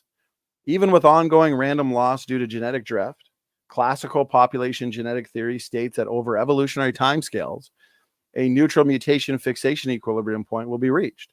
When this occurs, the neutral mutation rate will equal the fixation rate. For example, if the effectively neutral mutation rate is 50 per person per generation, then that means 50 nearly neutral or very slightly deleterious mutations will become fixed every single generation. When a mutation is fixed, think of fixation as being stuck in place. So that mutation, that new allele, is in every single person in that species. Let's say humans, okay? It's stuck in place. Every person has it. That's permanent and irreversible damage that's now established in the genome. And so this whole point is that if species cannot persist for millions of years into the future because of deleterious mutation accumulation, this all puts shelf lives on genomes. You cannot have species going back millions of years into the past. There's no forward evolution because of this unsolvable problem for evolutionists. And it also puts shelf lives, or a limit in terms of the age, on the rock strata, the so-called geological column. Why? Well, because what do we find in all layers of the rock strata for the most part is dead organisms, fossils, which represent extinct biology. Biology is young because of what we know about deleterious mutation accumulation. And yet we see biology reflected all throughout the geologic column, which means the geologic column by definition has to be young. Okay. And so this is solid evidence for not only young species, but also a young Earth. And all of the evolutionary rescue devices, truncation, selection, mutation count mechanism, synergistic epistasis, a lot of them will look to bacteria. They've all been systematically demolished. And so they don't have an answer to this genetic degeneration problem. And so let me continue here for a little bit. They'll look to a lot of agnostic lines of evidence, as Kent demonstrated here. Homology, classification is arbitrary.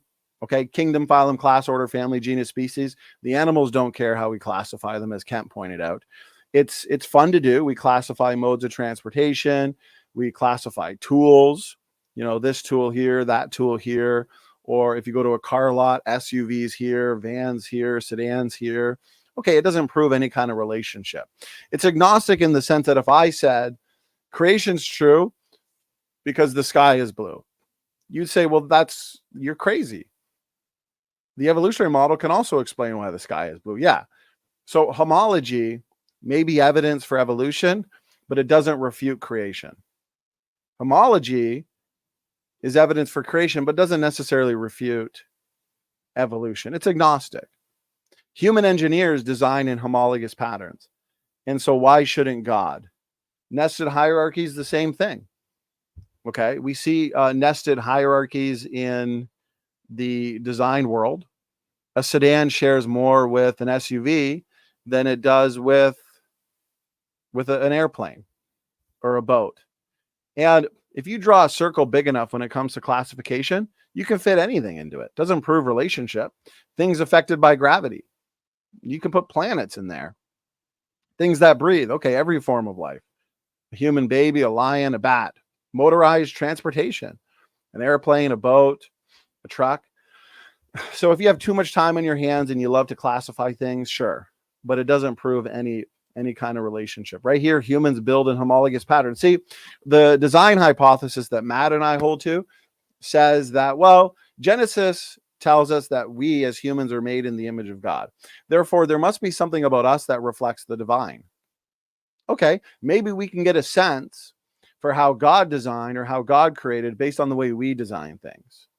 So let's go into the way we design things, since we are just beginning to recognize good design. We're in the infancy of recognizing good design, and let's see if that fits. And it just so turns out to fit. Okay. The evolutionist said, well, cars don't reproduce. That's a straw man of our model. I just said our prediction is we should be able to get a sense for how God designed the biological world based on the way we design things. Okay. Reproduction adds to the problem for the evolutionary model. That adds complexity. How did reproduction evolve? Imagine we could build cars that could replicate themselves. I mean, that would save a lot of time, energy, and money. We haven't gotten that far. Okay, so here, humans build in homologous patterns.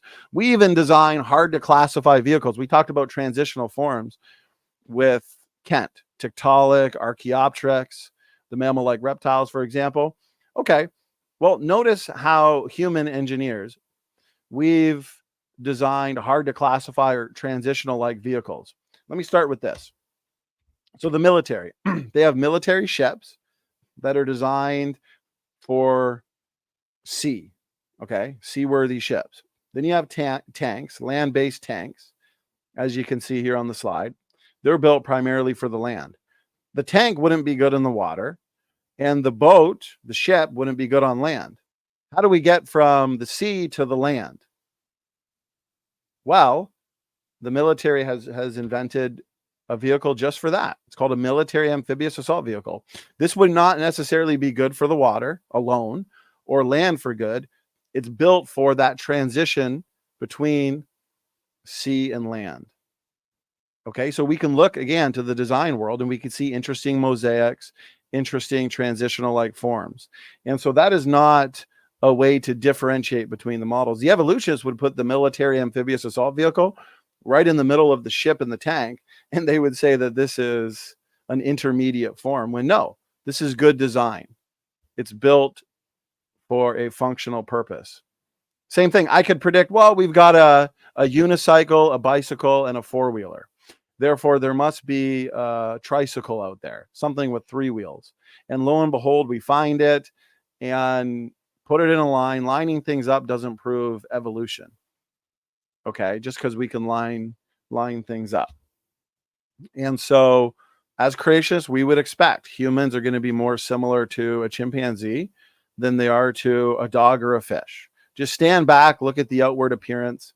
This is pretty obvious. In the same way here on this slide, sedans share more with other vehicles with four wheels like an SUV than they would with an airplane or an unpowered vehicle like a bike. So I want to get through this real quick. And before I do touch on ERVs and the other lines of evidence, I know I've been talking for a while. And so let me stop screen share real quick and throw it over to Matt, as I wanted to see what his thoughts are and if he wanted to present some of his own points on this topic. And I'll kind of wrap it up with technical topics like ERVs and chromosome 2 fusion. Matt, what are your thoughts so far, brother? I say, why don't we both talk about ERVs together? Because they qualify as junk DNA, which, as you know, was predicted a long time ago in the 1970s that it was a 99.9% junk DNA. All of our DNA, 99% of it, over that was purely junk. And it was actually, I found it, by the way, in 2000, it was a young Earth creationist that predicted it would have function. And Todd Wood came along and actually predicted what type of different functions it would have. So lo and behold on that one. And as we know from the what we now know, because ENCODE in 2003 came out and discovered mass amounts of function that confirmed the creationist prediction and overthrew and overtoppled the evolutionary one. So as you know, you love junk DNA so much, you wrote a whole book on it, on ERVs. So I just find it funny that ERVs fall into that junk category that they predicted would never have any function. And why do you think that is? Right, good question. I mean, when it comes to endogenous retroviruses, I like to ask the question, Matt, are these really the ancient remnants of past viral infections, as the evolutionists would assume, and therefore, which hinders science, they would assume that, well, they must be junk or functionless. They're just the ancient vestiges of exogenous retroviral infection in the past. But we as creationists, no, we look to the genome as treasure rather than junk. And so we would expect function. Now we've discovered, based on this question, are these really the ancient leftover remnants of past viral infections, or are they created units of DNA function? Well, we've discovered functions in the placenta. We've discovered functions in embryological development, in determining cell types, gene regulation. They act as antiviral protectors. They act in cell stress responses. One of their major functions is tumor suppression, okay, where they do this through viral mimicry. And so the evolutionists would ask, why do ERVs share sequence similarity to exogenous retroviruses, right? Their structure, GAG, you got your LTRs on either side, long terminal repeats. And it's interesting. I want to say this about the long terminal repeats, is that they actually serve a role in the genome in the way that they act in gene regulation. And so before you comprehensively go through a couple of your slides there, Matt, let me just show this slide. Notice this. Intriguingly, almost 90% of all HERVs represent solo LTRs. So that means very few of your ERVs are actually the full ERV units, right, Matt? We have LTRs, GAG, POL, ENV components of it. No, it's just solo LTRs. So when they say, oh, we share thousands and thousands with the chimpanzee, that's not true, is it?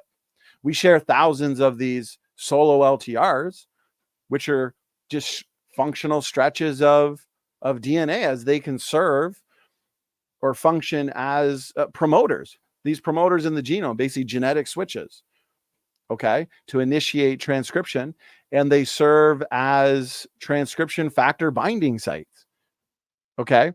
And so we would just argue, no, these solo LTRs, they're not the degenerated remnants of ERVs over time that through recombination mutations, they've basically lost their other key components. No, they're just functional stretches of DNA. And the ERVs that actually have your LTRs, GAG, POL, ENV components to it, they function in many ways. And one of them is tumor suppression. So basically transcribed ERVs, they will give the cell the appearance of being invaded by an exogenous retrovirus, as if it's being attacked. And so this targets that cell by the immune system with the help of what's called the P53 protein, Matt, as you know, very sophisticated protein called the guardian of the genome. So it's mediated by this protein, and the immune system targets that cell with destruction because it's giving the appearance of being invaded by a virus. And as a result, it destroys tumors. And endogenous retroviruses, they fight off all kinds of invading viruses, and they perform these functions by looking like the exogenous retroviruses. And so they have to look like that which they're fighting off to perform their functional roles. And so why do we share ERV-like sequences with all forms of life, including primates and chimpanzees? It is because we require them for embryological development, determining cell types. It's for functional purposes. It's like asking, why do all kinds of modes of transportation share engines in common? It's good design. It's common design. And the evolutionary community lacks a real good explanation for how these functions could have been co-opted or how they evolved. One paper I want to show here, Matt, and I'm going to hand it back to you, brother. Feel free to take your time. Has to do with their function in the immune system. Okay. And so right here, long disregarded as junk DNA. So they admit it. Endogenous retroviruses have turned out to represent important components of the antiviral immune response. They not only regulate cell immune activation, but may even directly target invading viral pathogens. And so evolutionists, they make several assumptions. One assumption is that these ERVs are not functional. We now know they're functional. They assume that the insertion mechanism is random. No, It's non-random, we now understand, and that the mutational events that take place within ERV-like sequences are random as well. When we understand that, no, there's mutational hotspots, and also we would hold to design diversity. And so not all DNA differences are the result of mutations. They can be created differences. We can make predictions there. And so we have mounting evidence, Matt, that the retrotranspositioning of these retroviral elements is not simply a random process, but a non-random process where these critical sequences, these certain sequences, serve preferentially.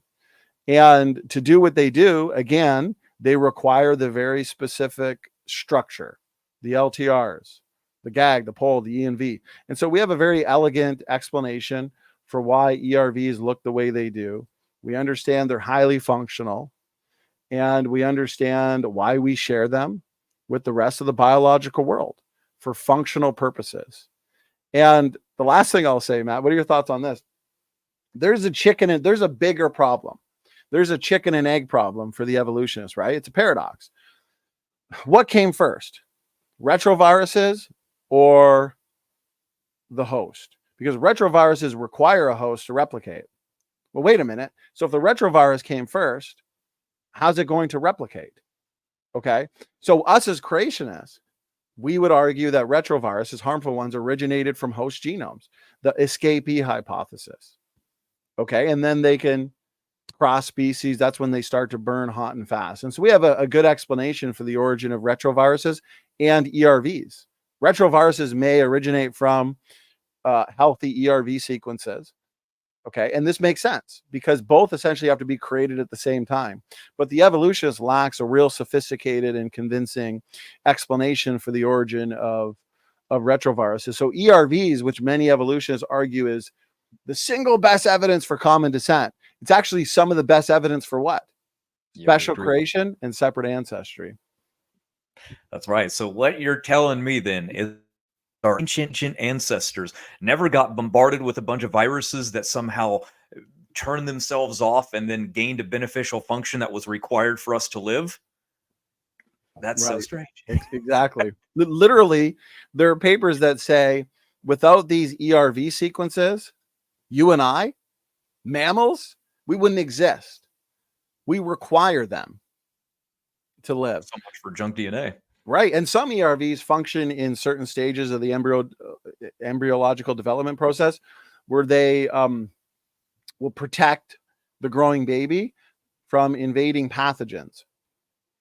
And then eventually those are turned off and maybe they're redistributed or repurposed. And so there's so many amazing functions for endogenous retroviruses that the evolutionary community simply can't explain in a real empirical way, brother. Anyways, go ahead. I know you got some stuff to present too. It's okay. It's all right. I'll do another one. Over time, as you mentioned, mutations build up and we can see them. So we know that they're there. And here's the real kicker here. Young Earth creation versus evolution. We would say that, well, if a large amount of time has actually happened, we would be able to see these mutations over that vast amount of time, especially with how fast the mutation rate is. Well, Nathaniel Jensen from Answers in Genesis did that, actually. He said, let's see how many differences there should be in the chimpanzee over 4.5 to 17 million years. Well, there should be about 12,000 that should have existed by now, which is, it would have topped out around, or I'm sorry, it would have been 21,475, which means that the mitochondria itself would have topped out about 12,000 before we couldn't even see mutations turning over anymore. But yet, what do we see? We see only 1,483. So that tells us that the genome has to be young. And it has to be young because the fast mutation rate with low amount of mutations can only give us one answer. And that is a very short time period. You don't get millions of years, let alone hundreds of millions of years.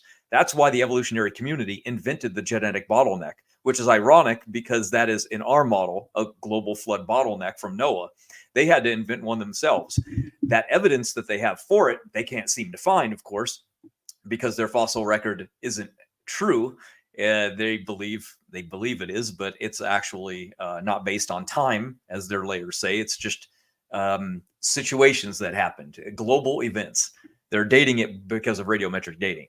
But what do we see? Genetics tells us that the genome has to be young. So just keep that in mind, everyone. That's a huge one.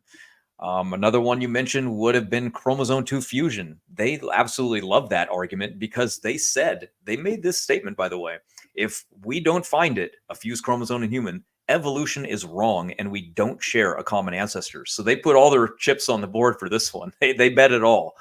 And what do you think they ended up finding? Exactly what they wanted to. They went looking and they found something in chromosome 2. And as you know, that is one of their favorite arguments now, that we share a common ancestor with them. But did they ever predict that, Donny? Did they ever actually make that prediction before it was discovered that we had a different number of chromosomes? Right. Good question. They assumed there would have to be a fusion once they discovered humans have 46, chimpanzees and the other great apes have 48. At face value, that's an argument for a supporting argument for what? Separate ancestry. That's that were right. not related to them. And it's interesting because once they discovered the so-called fusion, they asked several questions. Why is the fusion site so degenerate? Right? There's only really a few of these TTAGGG telomeric repeats in forward, and then the CCCTAA in reverse. There should be a lot more if this was a true fusion. The entire region is about 700 to 800 base pairs. But here's the thing, even if there was a fusion, Matt, speak to this. The creation model can best explain it, because if there was a fusion in the evolutionary model millions of years ago, this would have been a near extinction event. Because in order for every single human being today to have 46 chromosomes, everybody else on the planet, all those tribes on the planet that had 48, they would have had to die off. Right. Fusions are generally deleterious. And so how is that fusion fixed? And in the past, you wouldn't have random mating. You'd have different sub-tribes existing around the globe, right? And they would typically be marrying within those tribes. So how do you get this one individual that gets the fusion? They now have 46 chromosomes. How is this passed on to all people on the planet? How is this spread through genetic fixation? Well, everybody on the planet would basically have to die for this to be to spread and for it to be the norm, because there's no humans that have 48 chromosomes. Everybody literally has 46. Well, we have a flood bottleneck, don't we, of 8 people. And so that, let's say that fusion happened after the flood, before the spreading out at the Tower of Babel. Okay, so whether there is a fusion or there's not, and I'd argue there is some evidence against there not being a fusion, it's not differentiating evidence for common descent, is it, Matt? No, because it happened in the human line. They would have to show us a primitive, what we would say is a human, like Neanderthal or Denisovan, right? And find that, oh, they have a different number of chromosomes. So it must have happened sometime within that lineage, but we don't see that. We just see humans being humans, like you said. Simple. Right. I'm going to pull up an article here that I wrote. And so I'll screen share real quick. And you'll notice, everybody, this was an evolutionary retrodiction. They made this prediction after the evidence already came out. You'll notice that if you look for that pattern in the evolutionary community, when something fails them, they just jump back and pretend it was a prediction when it never was. Amen. And so I had a small research project with somebody who helped me. We both looked at this issue because there's an ongoing challenge by Gutzig, Gibbon, a few other evolutionists, that the chromosome 2 area is the only place in the entire genome where you find these sequences, TTAGGG, CCCTAA, which represent telomeric repeats, in both forward and in reverse in a mirror fashion. And so we looked, okay, and specifically Chris here looked at, through BLAST, other chromosomes, and we actually found multiple chromosomes where this signature is found in both forwards and in reverse. Okay, 1, 2, 6, 9, you can see them there. But we found a fairly large one in chromosome 9. Okay, and so here's chromosome 9. And notice how it's more pristine in chromosome 9. TTA, GGG, TTA, GGG, TTA, GGG. So these are all head to head. And then they connect in mirror form to a CCC, TAA, CCC, TAA, CCC, TAA. But nobody would say that this is the result of a fusion, chromosome 9. Yet we find a so-called fusion signature here.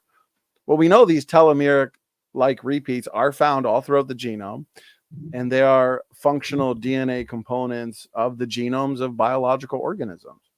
And so here's the so-called fusion site. And so you'll notice it's about 700 to 800. It's 798 base pairs. And most of these are degenerate. TTA, GGG, here's one, here's another, here's another. So you can count them up. It is a degenerate region. Even the authors of a significant paper on the topic have pointed that out. We also know that the DDX11L2 gene, Matt, is that overlaps a so-called fusion site. It's a functional long non-coding RNA gene. We know long non-coding RNA genes are functional. And so there's an issue. How do you get highly functional genes? By slamming together two chromosomes. Okay. So there is some evidence against there being a fusion. But again, even if there was a fusion, it poses a problem for the evolutionary model, because how do they explain how this spread to all people? It would have been a near extinction event. It would have been catastrophic. But the creationist model, we have at least two bottlenecks at the flood and one at Babel to distribute this unilateral mistake to all people on the globe. Matt, any thoughts, brother?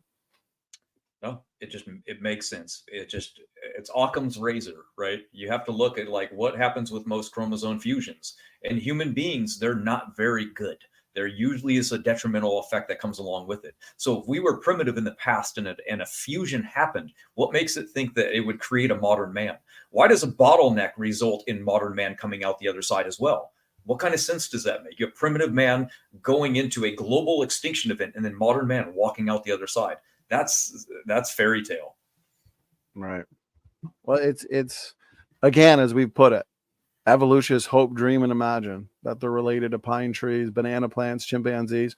And so, Matt, what about molecular clocks? When evolutionists look to molecular clocks and try and say, well, you know, this demonstrates that we go back in terms of humans 100 to 200,000 years ago. Other animal species, we go back millions of years. What are your thoughts on that as evidence for evolution? They think it's good evidence because they believe that the molecular clock should be calibrated to the past, aka the fossil record. And by doing so, they assume that the split happened. So they just multiply the number by 7 million years and they invent their own clock. But as you know, if you actually take the molecular clock and you run it by yourself by looking at the empirical rates through what are known as pedigree studies, looking at father and son and grandparent, you find a very fast mutation rate. And one of the first people to ever do it was Howell in 1995, and then followed by Parsons in 1996, who came out discovering that this mutation rate is extremely fast. And the mitochondrial Eve lived somewhere around 6,500 years ago, completely blowing out of the water any of the evolutionary predictions based thinking that it would go back to some split even 200,000 years ago. They don't even get anywhere near that in these pedigree mutation rate studies. Obviously, they don't like that very much. Matter of fact, if you look at the chart, you can see the estimated rates based on that versus the actual observed rates. They're completely opposite from one another. And we know that the observed rate works because the FBI itself uses these rates. And they use them to convict people. So could you imagine if they were wrong? You're convicting the wrong people all the time. So obviously they are true and obviously they work. Evolutionists have to come up with all these explanations. Well, maybe in the past selection was stronger, but you'll just find nothing but rescue devices. And all we have to do is look at all the different ones that have been done over time. And you can see the list is heavily in favor of pointing to the biblical timeline. And I formed this little chart here so everyone can see the generation times and the charts and the studies, so you can look them all up yourselves. So that's really good. I mean, you've done a ton of work on mutation rates and molecular clocks, Matt. Let me give some points to contribute. Okay, so I'll screen share again, Matt. Excellent points. So interesting interestingly, we've actually discovered Eve in the conventional literature, published in the conventional literature. Dr. Rob Carter, Young Earth Creations, you can find this. Nucleic acids research, mitochondrial diversity within modern human populations. And so we have Eve's DNA consensus sequence. And this is a paper that provides a very compelling description of what mitochondrial Eve's sequence was, what it looks like. We've been able to approximate essentially that sequence. And so what the authors did is they took worldwide DNA of mitochondrial DNA and they aligned them all.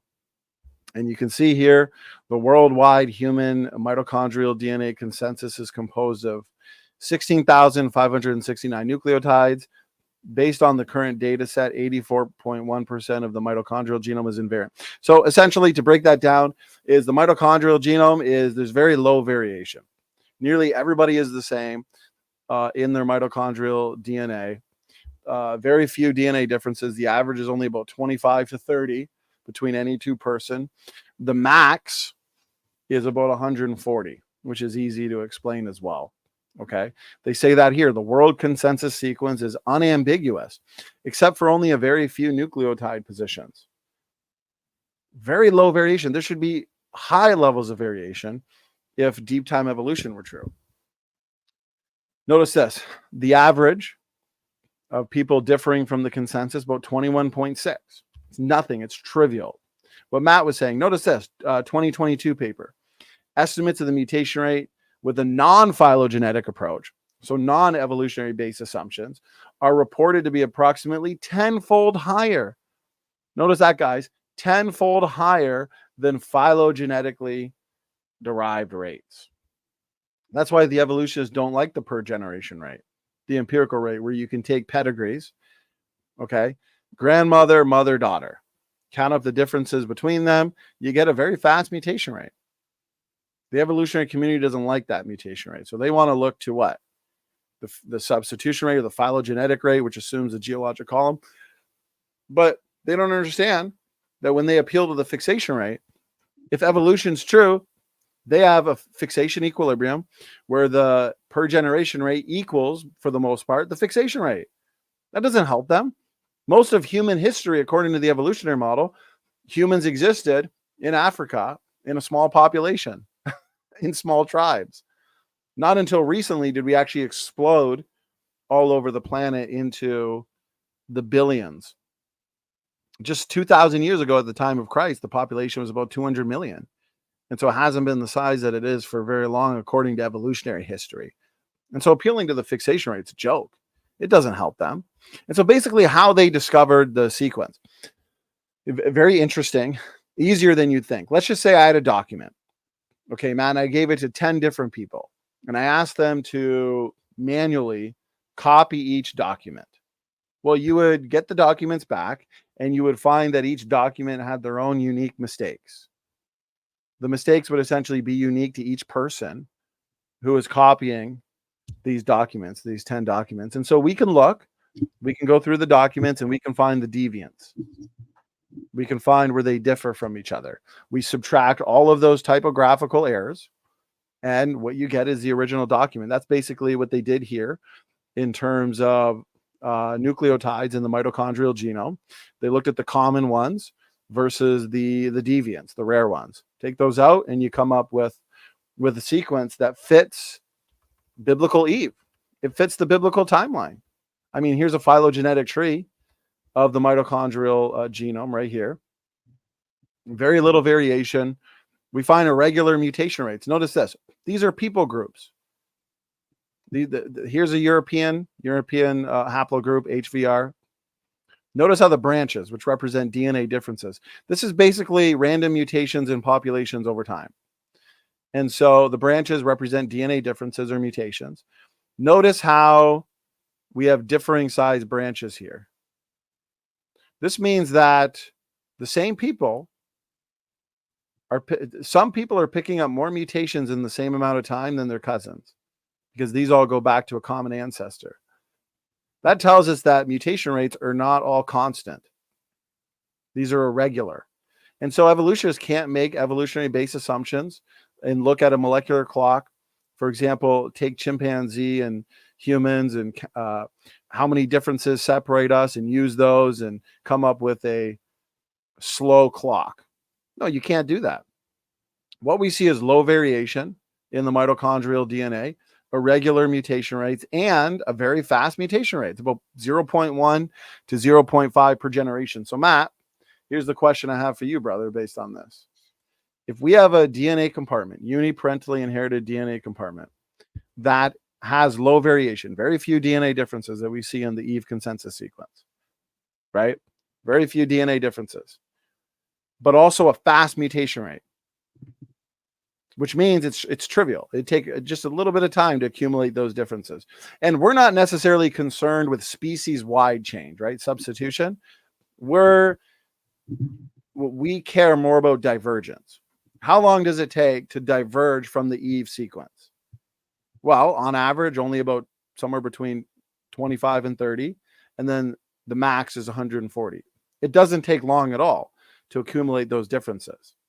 And so how do you explain a DNA compartment like the mitochondrial genome, chromosome, with low variation but a fast mutation rate? By a young Earth creation time period. That's pretty much it. Amen. There is no other way of doing it. I don't even see how the evolutionist gets out of that one without invoking unimaginable, unknown, unforeseeable, untestable, by the way, mutation rate clocks that they have to go through. That's why Nathaniel Jensen challenged them. He said, "I challenge you. Pick any animal. We'll make a prediction on its mutation rate, and we'll go from there. We'll see who's right. I'm going to base mine on young Earth creation. You base yours on evolution." No one has taken him up on that challenge, by the way. Amen. Well said. And Matt, with that, what we're going to do is officially end this broadcast in terms of our future DVD release. And now we are going to start some bonus content, and we are going to see if we can have that bonus content on the YouTube premiere itself. Okay, Matt? So great points there. Let's hand it to you, brother. I know you had some stuff on your slides that you wanted to cover as well. Oh, sure. I will just finish up on what you were saying. I'm going to share my screen. And we are looking at Africa right now. Now, this is the Y chromosome, and this shows all of the haplogroups that formed. Now, I want you to keep in mind that evolution assumes that human beings have been living here through the bottleneck for about 150,000 plus years by themselves, nowhere else. And while they were living there, only this amount of haplogroups formed in all the small tribes that exist. Now, think about that. What happened, apparently, when they left Africa? An explosion of haplogroups. Gee, well, why? Why would that happen all of a sudden? This doesn't make sense evolutionarily, but it makes perfect sense if you look at it from the biblical perspective, that man was right around here when the Tower of Babel was being dispersed, and this is where they left from and migrated to every region of the world. And if you look at that most recent common ancestor of these haplogroups, they only had about 16 mutations in the Y chromosome. Now, if you take 3 mutations per generation, that's not very long after the flood, is it? So I think that's the nail in the coffin for them when it comes to that. It again uses common sense, logic, Occam's razor, and the observable evidence in genetic data to say, look, this story is much more logical, much more plausible than the made-up scenario of the evolutionary tree that doesn't even make sense when you try to make it make sense. So that's what I got to say on that one. I thought we might have a little bit of fun looking at some evolutionary charts. Right now, you are looking at fish. These are the aquatic species, and I'll try to make it as large as I can. And these are all the fish that we see. Now, notice these white lines. Some are very, very small. You notice that? That's the actual fossil evidence that we have. And the gray area, this small line here, that's the no fossil evidence that we have. So everything that you see here is literally made up. That's right. There's no fossil evidence to tie any of these together with any common ancestor on any of their charts. Now, somebody like Aaron Ra would say, well, fossils are rare. Fossils are rare. So, okay, let's look at dinosaurs then. This is another chart. And this area shows the red, which we have fossil evidence for. and the white, which we do not have fossil evidence for. I put the pictures of the dinosaurs in there so you can see each one of these species. Now, look at that. Look at this. The tinted area indicates solid fossil evidence. So there's the red. And then look, not a single common ancestor to absolutely any of these things that they said exist. Now, those are called nodes that you're looking at. Those would be where the common ancestor is, and that's where the evidence should be. Instead, what do we find? We find biblical young earth creation results, don't we? Independent origins of each individual kind going up. They dated them because they believe in the fossil record. And look, so they would go, oh, well, they ended right here. And then these existed for this amount of time and they also ended. And then others survived through it. Again, it goes back to their imagination because literally all we do have are solid lines and then no lines at all. And by the way, we're going to do this with everything. Okay, look at this. Here are all of the bovid, equids, all herbivores, by the way, we look at. And again, we're going to notice the same thing with this chart.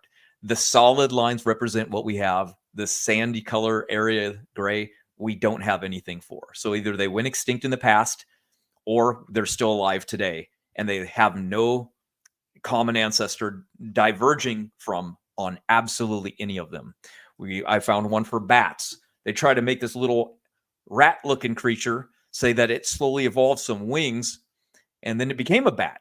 3 separate lineages, by the way. But yet, what do we have in the fossil record? Not a single one of those. But if you go to the school textbooks, they actually show you this. See this? There he is. He didn't have wings. So don't worry. He slowly gets wings. We just don't have any evidence for it happening. What would they say? Well, fossils are rare. Surprise, surprise. Don't worry, guys. Just have some faith in it. You know, it's true. Evolution's true. We're here. So blah, blah, blah. Fill in Well, the gaps. it's the same thing I was debating in an open mic. Doc, right? He's an evolutionist. I think he's in school to be a paleontologist or a geologist. And so I asked him, I said, if evolution is true, let's take Erectus. According to your story, Homo erectus lived on the globe for about 1 million years, sharing a pretty good amount of the globe. Let's say their generation time was 25 years, over 1 million years.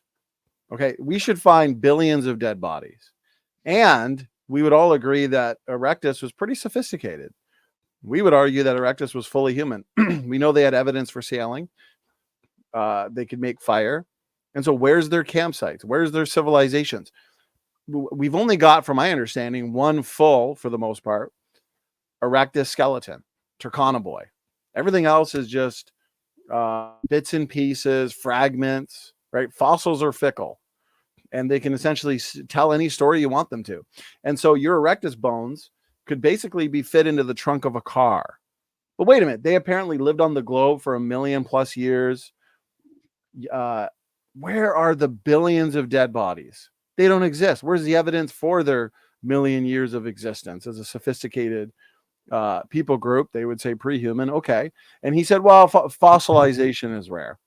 Fossils are rare. So basically the lack of evidence, because what, Matt, as Aaron Rod's been saying, the fossils are rare. Well, guess what? They don't have the evidence then. They don't have it. doesn't exist. Exactly. Not having the evidence becomes evidence for your theory? Are you kidding me? And look at this chart. Not even 1 million years, 1.89 million years. That's almost 2 million almost years. 2 million. So even more. Even more ridiculous. Yeah, almost 2 million years. And by the way, I found this chart. It shows every single one of these living at the same time, by the way. They overlap. Right. Overlap. Yeah. That's what we would expect. That's what we would predict from the special creation model. Yep. Overlap, coexistence. We find overlap and coexistence between all of your Homo types, right? Neanderthalensis, Heidelbergensis, Naledi, Floresiensis, Erectus, coexistence. Even with the Australopithecines, coexistence. And of course they coexisted because they agree that we have artificial species. You know, Ella Bean and Yoel Rack argued that Australopithecus sediba is basically the accidental mixture of Erectus bones and Australopith bones.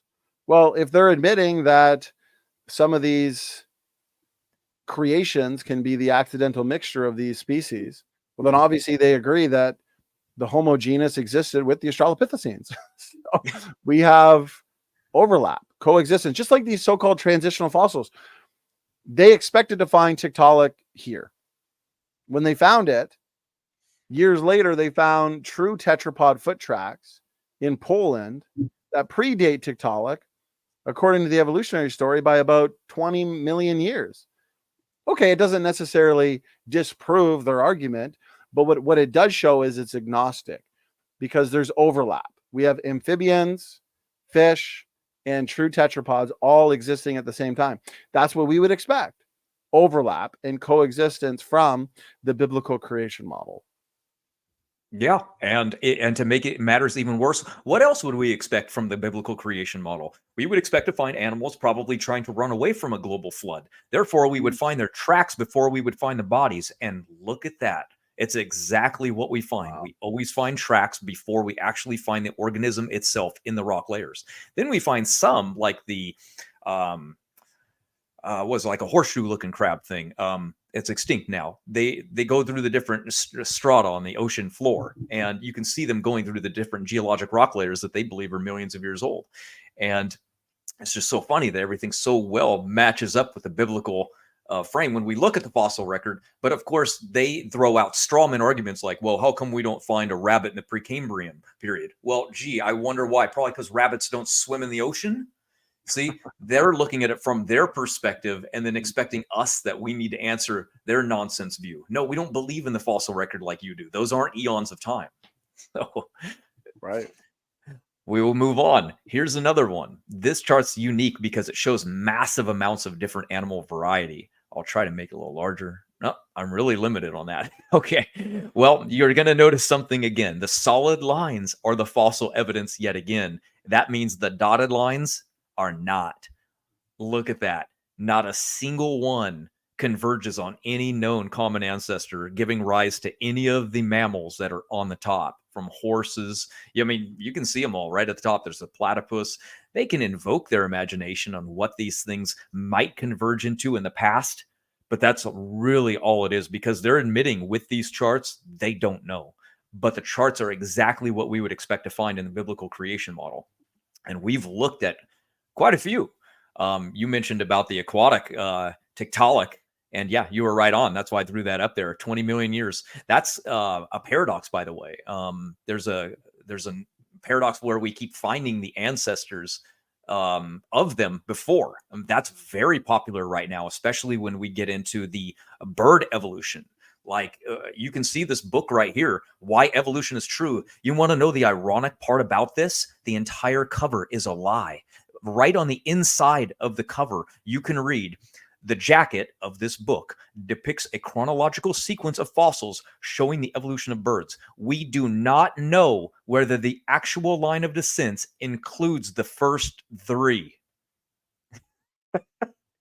Right inside the cover. But the origin of modern birds almost certainly involved a sequence much like this. Oh, so we don't have evidence, right? Again, no evidence becomes evidence. So it doesn't mean that they don't have any. We're going to look. There's a couple ways we can view this. Ground up theory, ground down. Evolution has all kinds of different concepts, right? So when we're looking through these books and the websites, we're going to find all these birds lead to the Archaeopteryx, which is right here. So these must be the ancestors leading to him, right? It makes the most sense. That's until you actually look in the highlighted areas where they said, uh-oh, the issue with these is that the ancestors come after the supposed bird actually is in the fossil record itself. So look at this. Not very good for evolution. This is the line of ancestry. So what do we see? We see Archaeopteryx down here with the ancestors only coming after it in the fossil record. Again, that's called the grandfather paradox. What's going on here? It's supposed to be down here. The ancestors are supposed to be before it in the deeper layers. We just don't see that. Every single time they keep telling you that these are the three ancestors of Archaeopteryx, but they don't find them before the Archaeopteryx. They find them after. So what's going on here? They literally just lie to your face and then tell you it's true. No, it's complete nonsense. Bird evolution is whack. We have a bird out of middle of nowhere that has awesome features everywhere, like an assault vehicle, and then we see loss of information over time through these birds. They'll just say it's just fossils are rare. Fossils are rare. That's too good. The evidence is missing, but it's because fossils are rare. Yeah, exactly. That's why the creation model can best explain the existence of fossils in the first place, which is why I'd recommend people check out episode 2, Matt, which was just a fatal blow to uniformitarian or actualist thinking and provided really just undeniable evidence for the flood. And you did a fantastic job refuting the so-called heat problem. We addressed the ordering in the fossil record. And so, yeah, fossilization is rare. What best explains the trillions of fossils that we find in rock strata laid down on the entire planet? Biblical creation. It's the Genesis flood. It seems so obvious, doesn't it? But as they like to say, well, where's your Nobel Prize? Here, here, I'll give you a little taste of history, people. Okay. When Mr. Nobel was alive, his brother died, and they mistakenly thought it was him. And he grabbed the newspaper and saw himself in it, called The Merchant of Death. He was shocked and appalled by this, and he was like, my gosh, my legacy is destroyed. I can't believe this is how I'm going to be remembered. So he invented the Nobel Peace Prize to distract people from the reality of what he created and invented. It was nothing but a ploy to change the legacy that he created into something else. And now people worship and they mock and they think it's such a great, oh, I can't believe we get a Nobel Prize. It was just a distraction. That's all it was. It means absolutely nothing. He literally went in his basement and made some little award and then just gave it to random people. He was like, oh, this will be great. And now how do they remember him? Not as the Merchant of Death. Everyone now thinks the best thing to ever win is a Nobel Prize. He just invented the thing, the idea. So stop trying to use that as an argument against it. It's ridiculous. Great point. Yes. Yeah, that's it. That's a great point, Matt. I would say that Kent is right. And we view evolution theory as a mindset and a perspective, because when we go to the kids that are in school today, we notice that 52% of them said that the Bible contains errors because of the teachings of evolution. Over 50% say that. So there's a clear correlation between kids going off to school, learning evolution, and then coming home and hearing from their parents that Christianity is true, or from church once a week. And they're like, well, if creationism is true, then, I mean, school's teaching me 5 days a week, way more evidence than church is telling me. And churches really don't even touch on creationism very, very much. They don't have apologetics going, that's for sure. So that's where we like to fill in that niche. And the reason why it's so important is because when kids like literally believe this, when they actually don't just trust it or their teachers, but literally start believing it, atheists now dominate the world in suicide, depression, medication intake, school shootings. They lead the world in something that if you were to tell them that, they would be shocked, most of them, I would think, and they would be appalled, and then they would first try to deny it, then they would research it and be like, oh my gosh, it is true. What's going on here? Why is this such a scenario, so common of occurrence? It's because what we believe is how we act, right? Belief determines behavior. And Kent is right. These things are detrimental. Evolution is suicide. It's horrible for the mindset. It's horrible for the brain. It's horrible to have. So when people go, well, I mean, maybe we evolved the reasoning to have religion. Well, okay, then, sorry, atheists, you're denying evolution then. The very thing that you rely on to say is correct and it became your worldview, now you're denying because you want to hold on to atheism. It's not a very good thing, don't you think? You're literally now in a circular argument against yourself. What are you going to disbelieve evolution now? Because the whole world's almost theistic, right? And so atheism is fairly new and very small. So what are you doing going against evolution?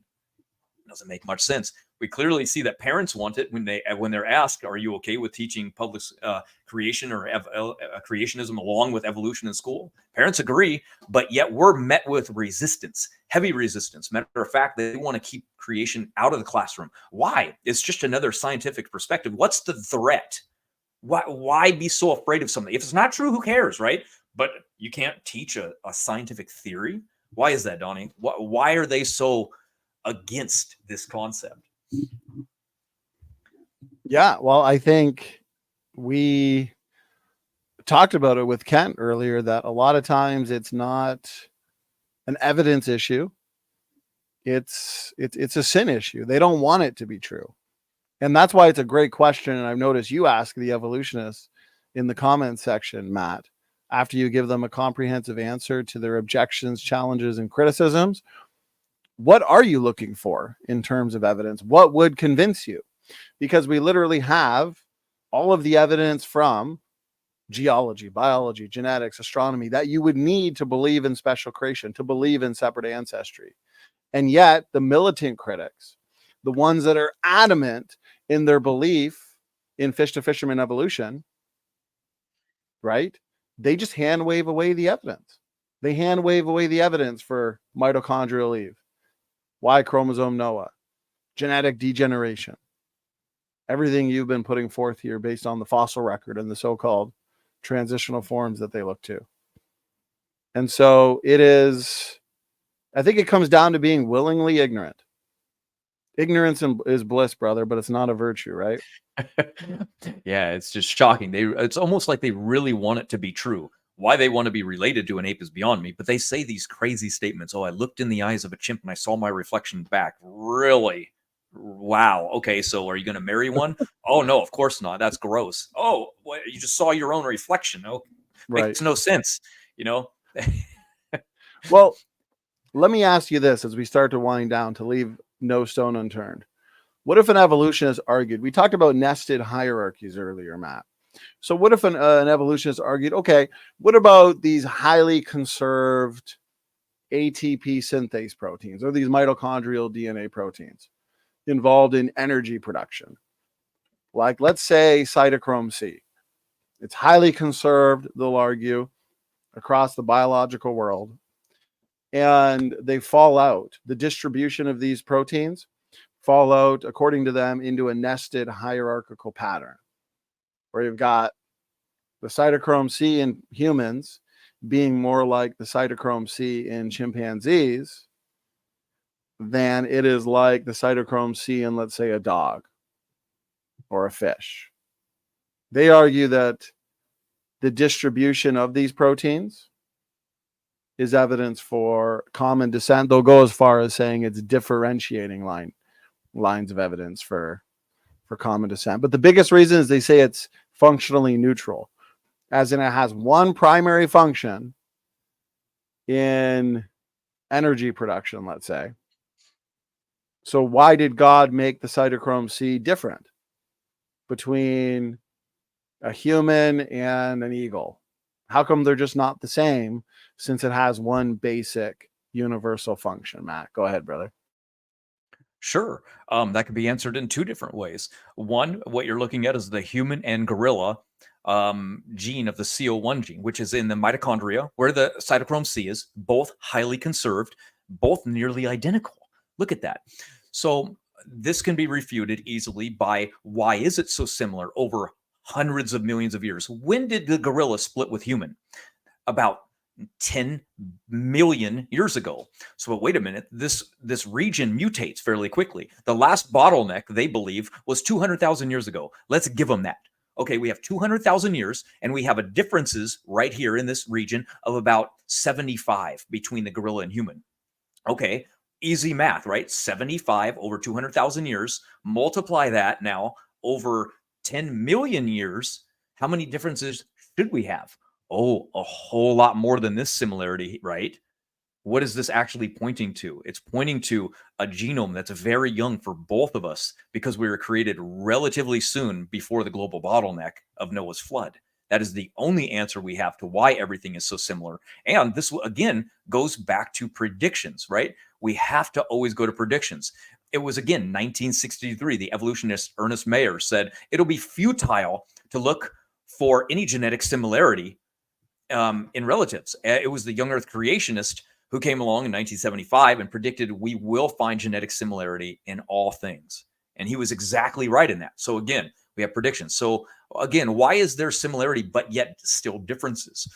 I like to use little frog hands. Frog hands are cool because look at how different they are and how unique. But yet you can still tell they're little frog hands. So when you look at the sequence of a frog hand, you're going to notice, wow, it's very similar to other frogs. That makes sense. But what about a human being? We still have the similar amount of digits. So what's going on? Well, the human hand forms differently than the hand of a frog does. So the protein sequence that codes for this production of fingers looks similar, but is very different based on how it's produced. So again, when we look inside of a chimpanzee, a lot is more similar than it is to a frog. So therefore, it seems pretty obvious of why we'd have much more similarity, because there is more similarity, and the similarity is based on functional design. A lot of people think it has to do with homology. It does not. Homology has no bearing on this whatsoever. It has to do with functional differences, first and secondary functions, and also third and fourth and fifth. Right now, we only know of one thing that the function of the CO1 gene does, and that's called cellular respiration. But we've made a prediction here at Team Standing for Truth that we can actually predict the secondary and third of their different sequences that are in the CO1 gene by targeting what diseases occur in those regions. So when we get a mutation, for example, in the CO1 gene, and this mutation causes a problem in the eyes of a human being, but that same mutation on another animal like a rodent doesn't cause a problem with the eyes, it causes a neurodegenerative problem, then we know that there are secondary functions that are at work here. And that's why those sequences are different, because they have different functions, not just anatomical look. So Great answer. Perfect answer. So basically, the question comes down to, is this its only function in cellular respiration? And we understand now this concept or phenomenon of protein moonlighting, where we have these proteins that have multiple functions, or third position codon variation. We know that these third position codons, wobble position 3, is not just tolerating error, acting as redundant elements. They're also helping to slow and speed up processes in the cell.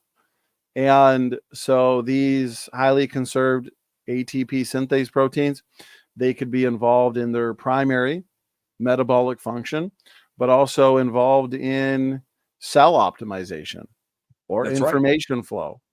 But if evolution was true, no matter where you looked in the genome, you would get the tree of life. It doesn't matter if one region is different than another, because why would it? Okay, so what? It mutates faster. It'll still show a hierarchical tree at a faster rate. It doesn't matter. Some are slow, some are more conserved. Okay, well, that'll make a tree as well. Why does cytochrome C break down in the human line after just 3 generations, and bam, you're all of a sudden have a pig before you have the orangutan? And then you go past that and you're now on a dog at 90% related, right? It breaks down because there is no tree of life. They're trying to form one, but by looking and cherry picking little regions, sure, you can form a better tree, but you don't form an evolutionary tree every single time, because evolution is not true. Of course, there's hierarchical patterns that we're going to see, but they don't all form the same tree. If evolution was true and it's slowly happening over millions of years, everything is going to form an evolutionary tree of life, at least in some concordance. But yet you look at one region, cytochrome B, it completely different than cytochrome C. But why? It doesn't make any sense. So what do? They just target one specific area that builds them the best tree they can find and say, see, proof of evolution. Ignore all the rest. Ignore orphan genes for sure, because those are taxonomically restrictive. Just throw those away because scary. Right? Exactly. Ignore the incongruencies, ignore the inconsistencies, and go for the model or the argument, the gene specifically, that would argue best for their position. I just find it so ironic that they love cytochrome C so much, but yet that's not what's used in paternity testing, is it? Of course not, because paternity testing only shows humans are related to human beings. They can't go farther back, right? They run into that threshold, they hit a wall, and we know there's a wall now, and we know that when we look at some of these studies, they didn't expect to find these genetic boundaries that exist. They expected a convergence going back in time to some common ancestor. They don't find it. They found independent lines of lineage, exactly what was predicted in the biblical creation model. And they have begrudgingly say things like, oh, this conclusion was very surprising, and I fought against it as hard as I could. This study is great because it shows that over testing over 100,000 different species, they all emerged at the same time. What possible model could explain this, including aquatic species, by the way, other than the biblical young earth creation model? A volcano erupting somewhere in Africa surely isn't going to kill a squid in the ocean in the middle of the Atlantic, right? It makes no sense, but yet it's an aquatic life, land life, and birds as well. The reason why is because the biblical model of ancestry is exactly what we see in genetics and everywhere we look. The problem is they have hijacked this information and they've swindled it and spun it to make it look like it's evidence for evolution, and it's just not. They go, look at this one guy's comment. He goes, did herrings really pass through an equally recent population bottleneck and anchovies too? Like, he's perplexed. You could hear him asking it like, what? That makes no sense. This is ridiculous. And it's debunked most of what they know about the evolution of species. And so what did the actual study do when this was released and everybody was shocked by it? They had to come out and say, well, they added it in December 4th, 2018. They say this strongly supports Darwin. Mm-hmm. They had to. Because too many people realized, see, us as creationists, we can read between the lines. We know there's a difference between the data that's empirical, that's solid, and the interpretations or conclusions on the data by authors who have preconceived views and ideas about evolution. In the peer-reviewed literature, you can't question the bigger picture. You can't question evolution. The authors all believe that evolution happened. They're not going to question the bigger picture, the theory itself. Now, they can question details and get those published, but not the bigger picture. And so many evolutionists, they're so biased, they lack significant critical thinking skills, that they blindly believe the conclusions put forth in these papers by the authors, rather than looking at the data and oftentimes coming up with their own conclusions. So that paper was hilarious because the conclusion was obvious and it was contrary to what the authors concluded. And so they had to go back in and put the disclaimer. But evolution's true. You're still related to banana plants. Don't worry. Yeah. Anything they could do to rescue device. And then they go, we want this peer-reviewed article. It's like, well, they're submitting for peer review to get paid. They want government grants. You think they're going to not take money out of their own pocket? I love this sign. Of course, the science agrees when you censor the ones that don't. They hate young earth creation. They literally say they hate it. They don't want it anywhere near their kids. Why? They'll accept anything else near their kids. So it's pretty ironic that the one thing that they're offended the most at would be the age of the earth. Yeah. What? Why? It's just crazy. Tonight we picked out a lot of the fossil record. We also did another one. You could check out the March of Progress where we destroy iron raw, because that was fun. He loves. He makes it too easy, doesn't it? Isn't that right? He's good for does. business, you could say. Yeah, exactly. There's just so much to cover. I mean, it's almost like we can just go forever on these things because the evidence, which they think is so good for them, if they actually track backwards in time, they would realize really, really quickly it was actually a creationist prediction. And this goes down the line. That nested hierarchical pattern that we see in homology, biblical creationist started that. Matter of fact, he invented homology. You just every single time. So I just recommend everyone just do your homework.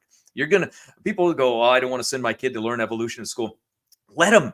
It's just going to let them know how bunk it is. You have to study it. It's great to study because that's how you refute evolution, by knowing evolution. Imagine you have a competition coming up in something and they're like, don't study your opponent. What are you talking about? Of course you have to study your opponent. That's how you're going to beat them. Imagine there's not a professional boxer on earth that doesn't study his opponent. None. Why in the world would you do that with the very science that you're saying is wrong? You have to study it. You have to know. So I'm not worried about studying evolution. They hide things. They swindle it. They'll they'll do anything they can to make it look real. And Darwin himself plagiarized the only thing that he really got right, which was natural selection. And he stole it from a young earth creationist called Edward Blythe and Patrick Matthew. So lo and behold, surprise, surprise, right? The one thing that they count on the most, Darwin got the tree of life wrong, got so many things just down the line, everything wrong, wrong, wrong, wrong. The only thing he got right, he contributed right to a young earth creationist yet again. Well, there's another fatal blow to the theory of evolution, brother, the idea that all things are related through common ancestry. I do think a part 2 of this is in order. This was part 3 of our series, but I would like to make the series 5 parts. And so we might want to do a part 2. This will be bonus footage anyways.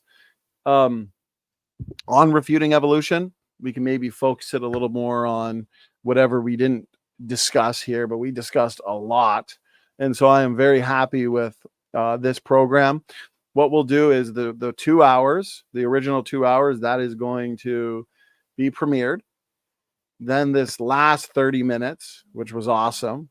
Excellent points in presentation, Matt. You're right. We could talk about this all day. We will upload as its own separate video, advertised as bonus footage from our series.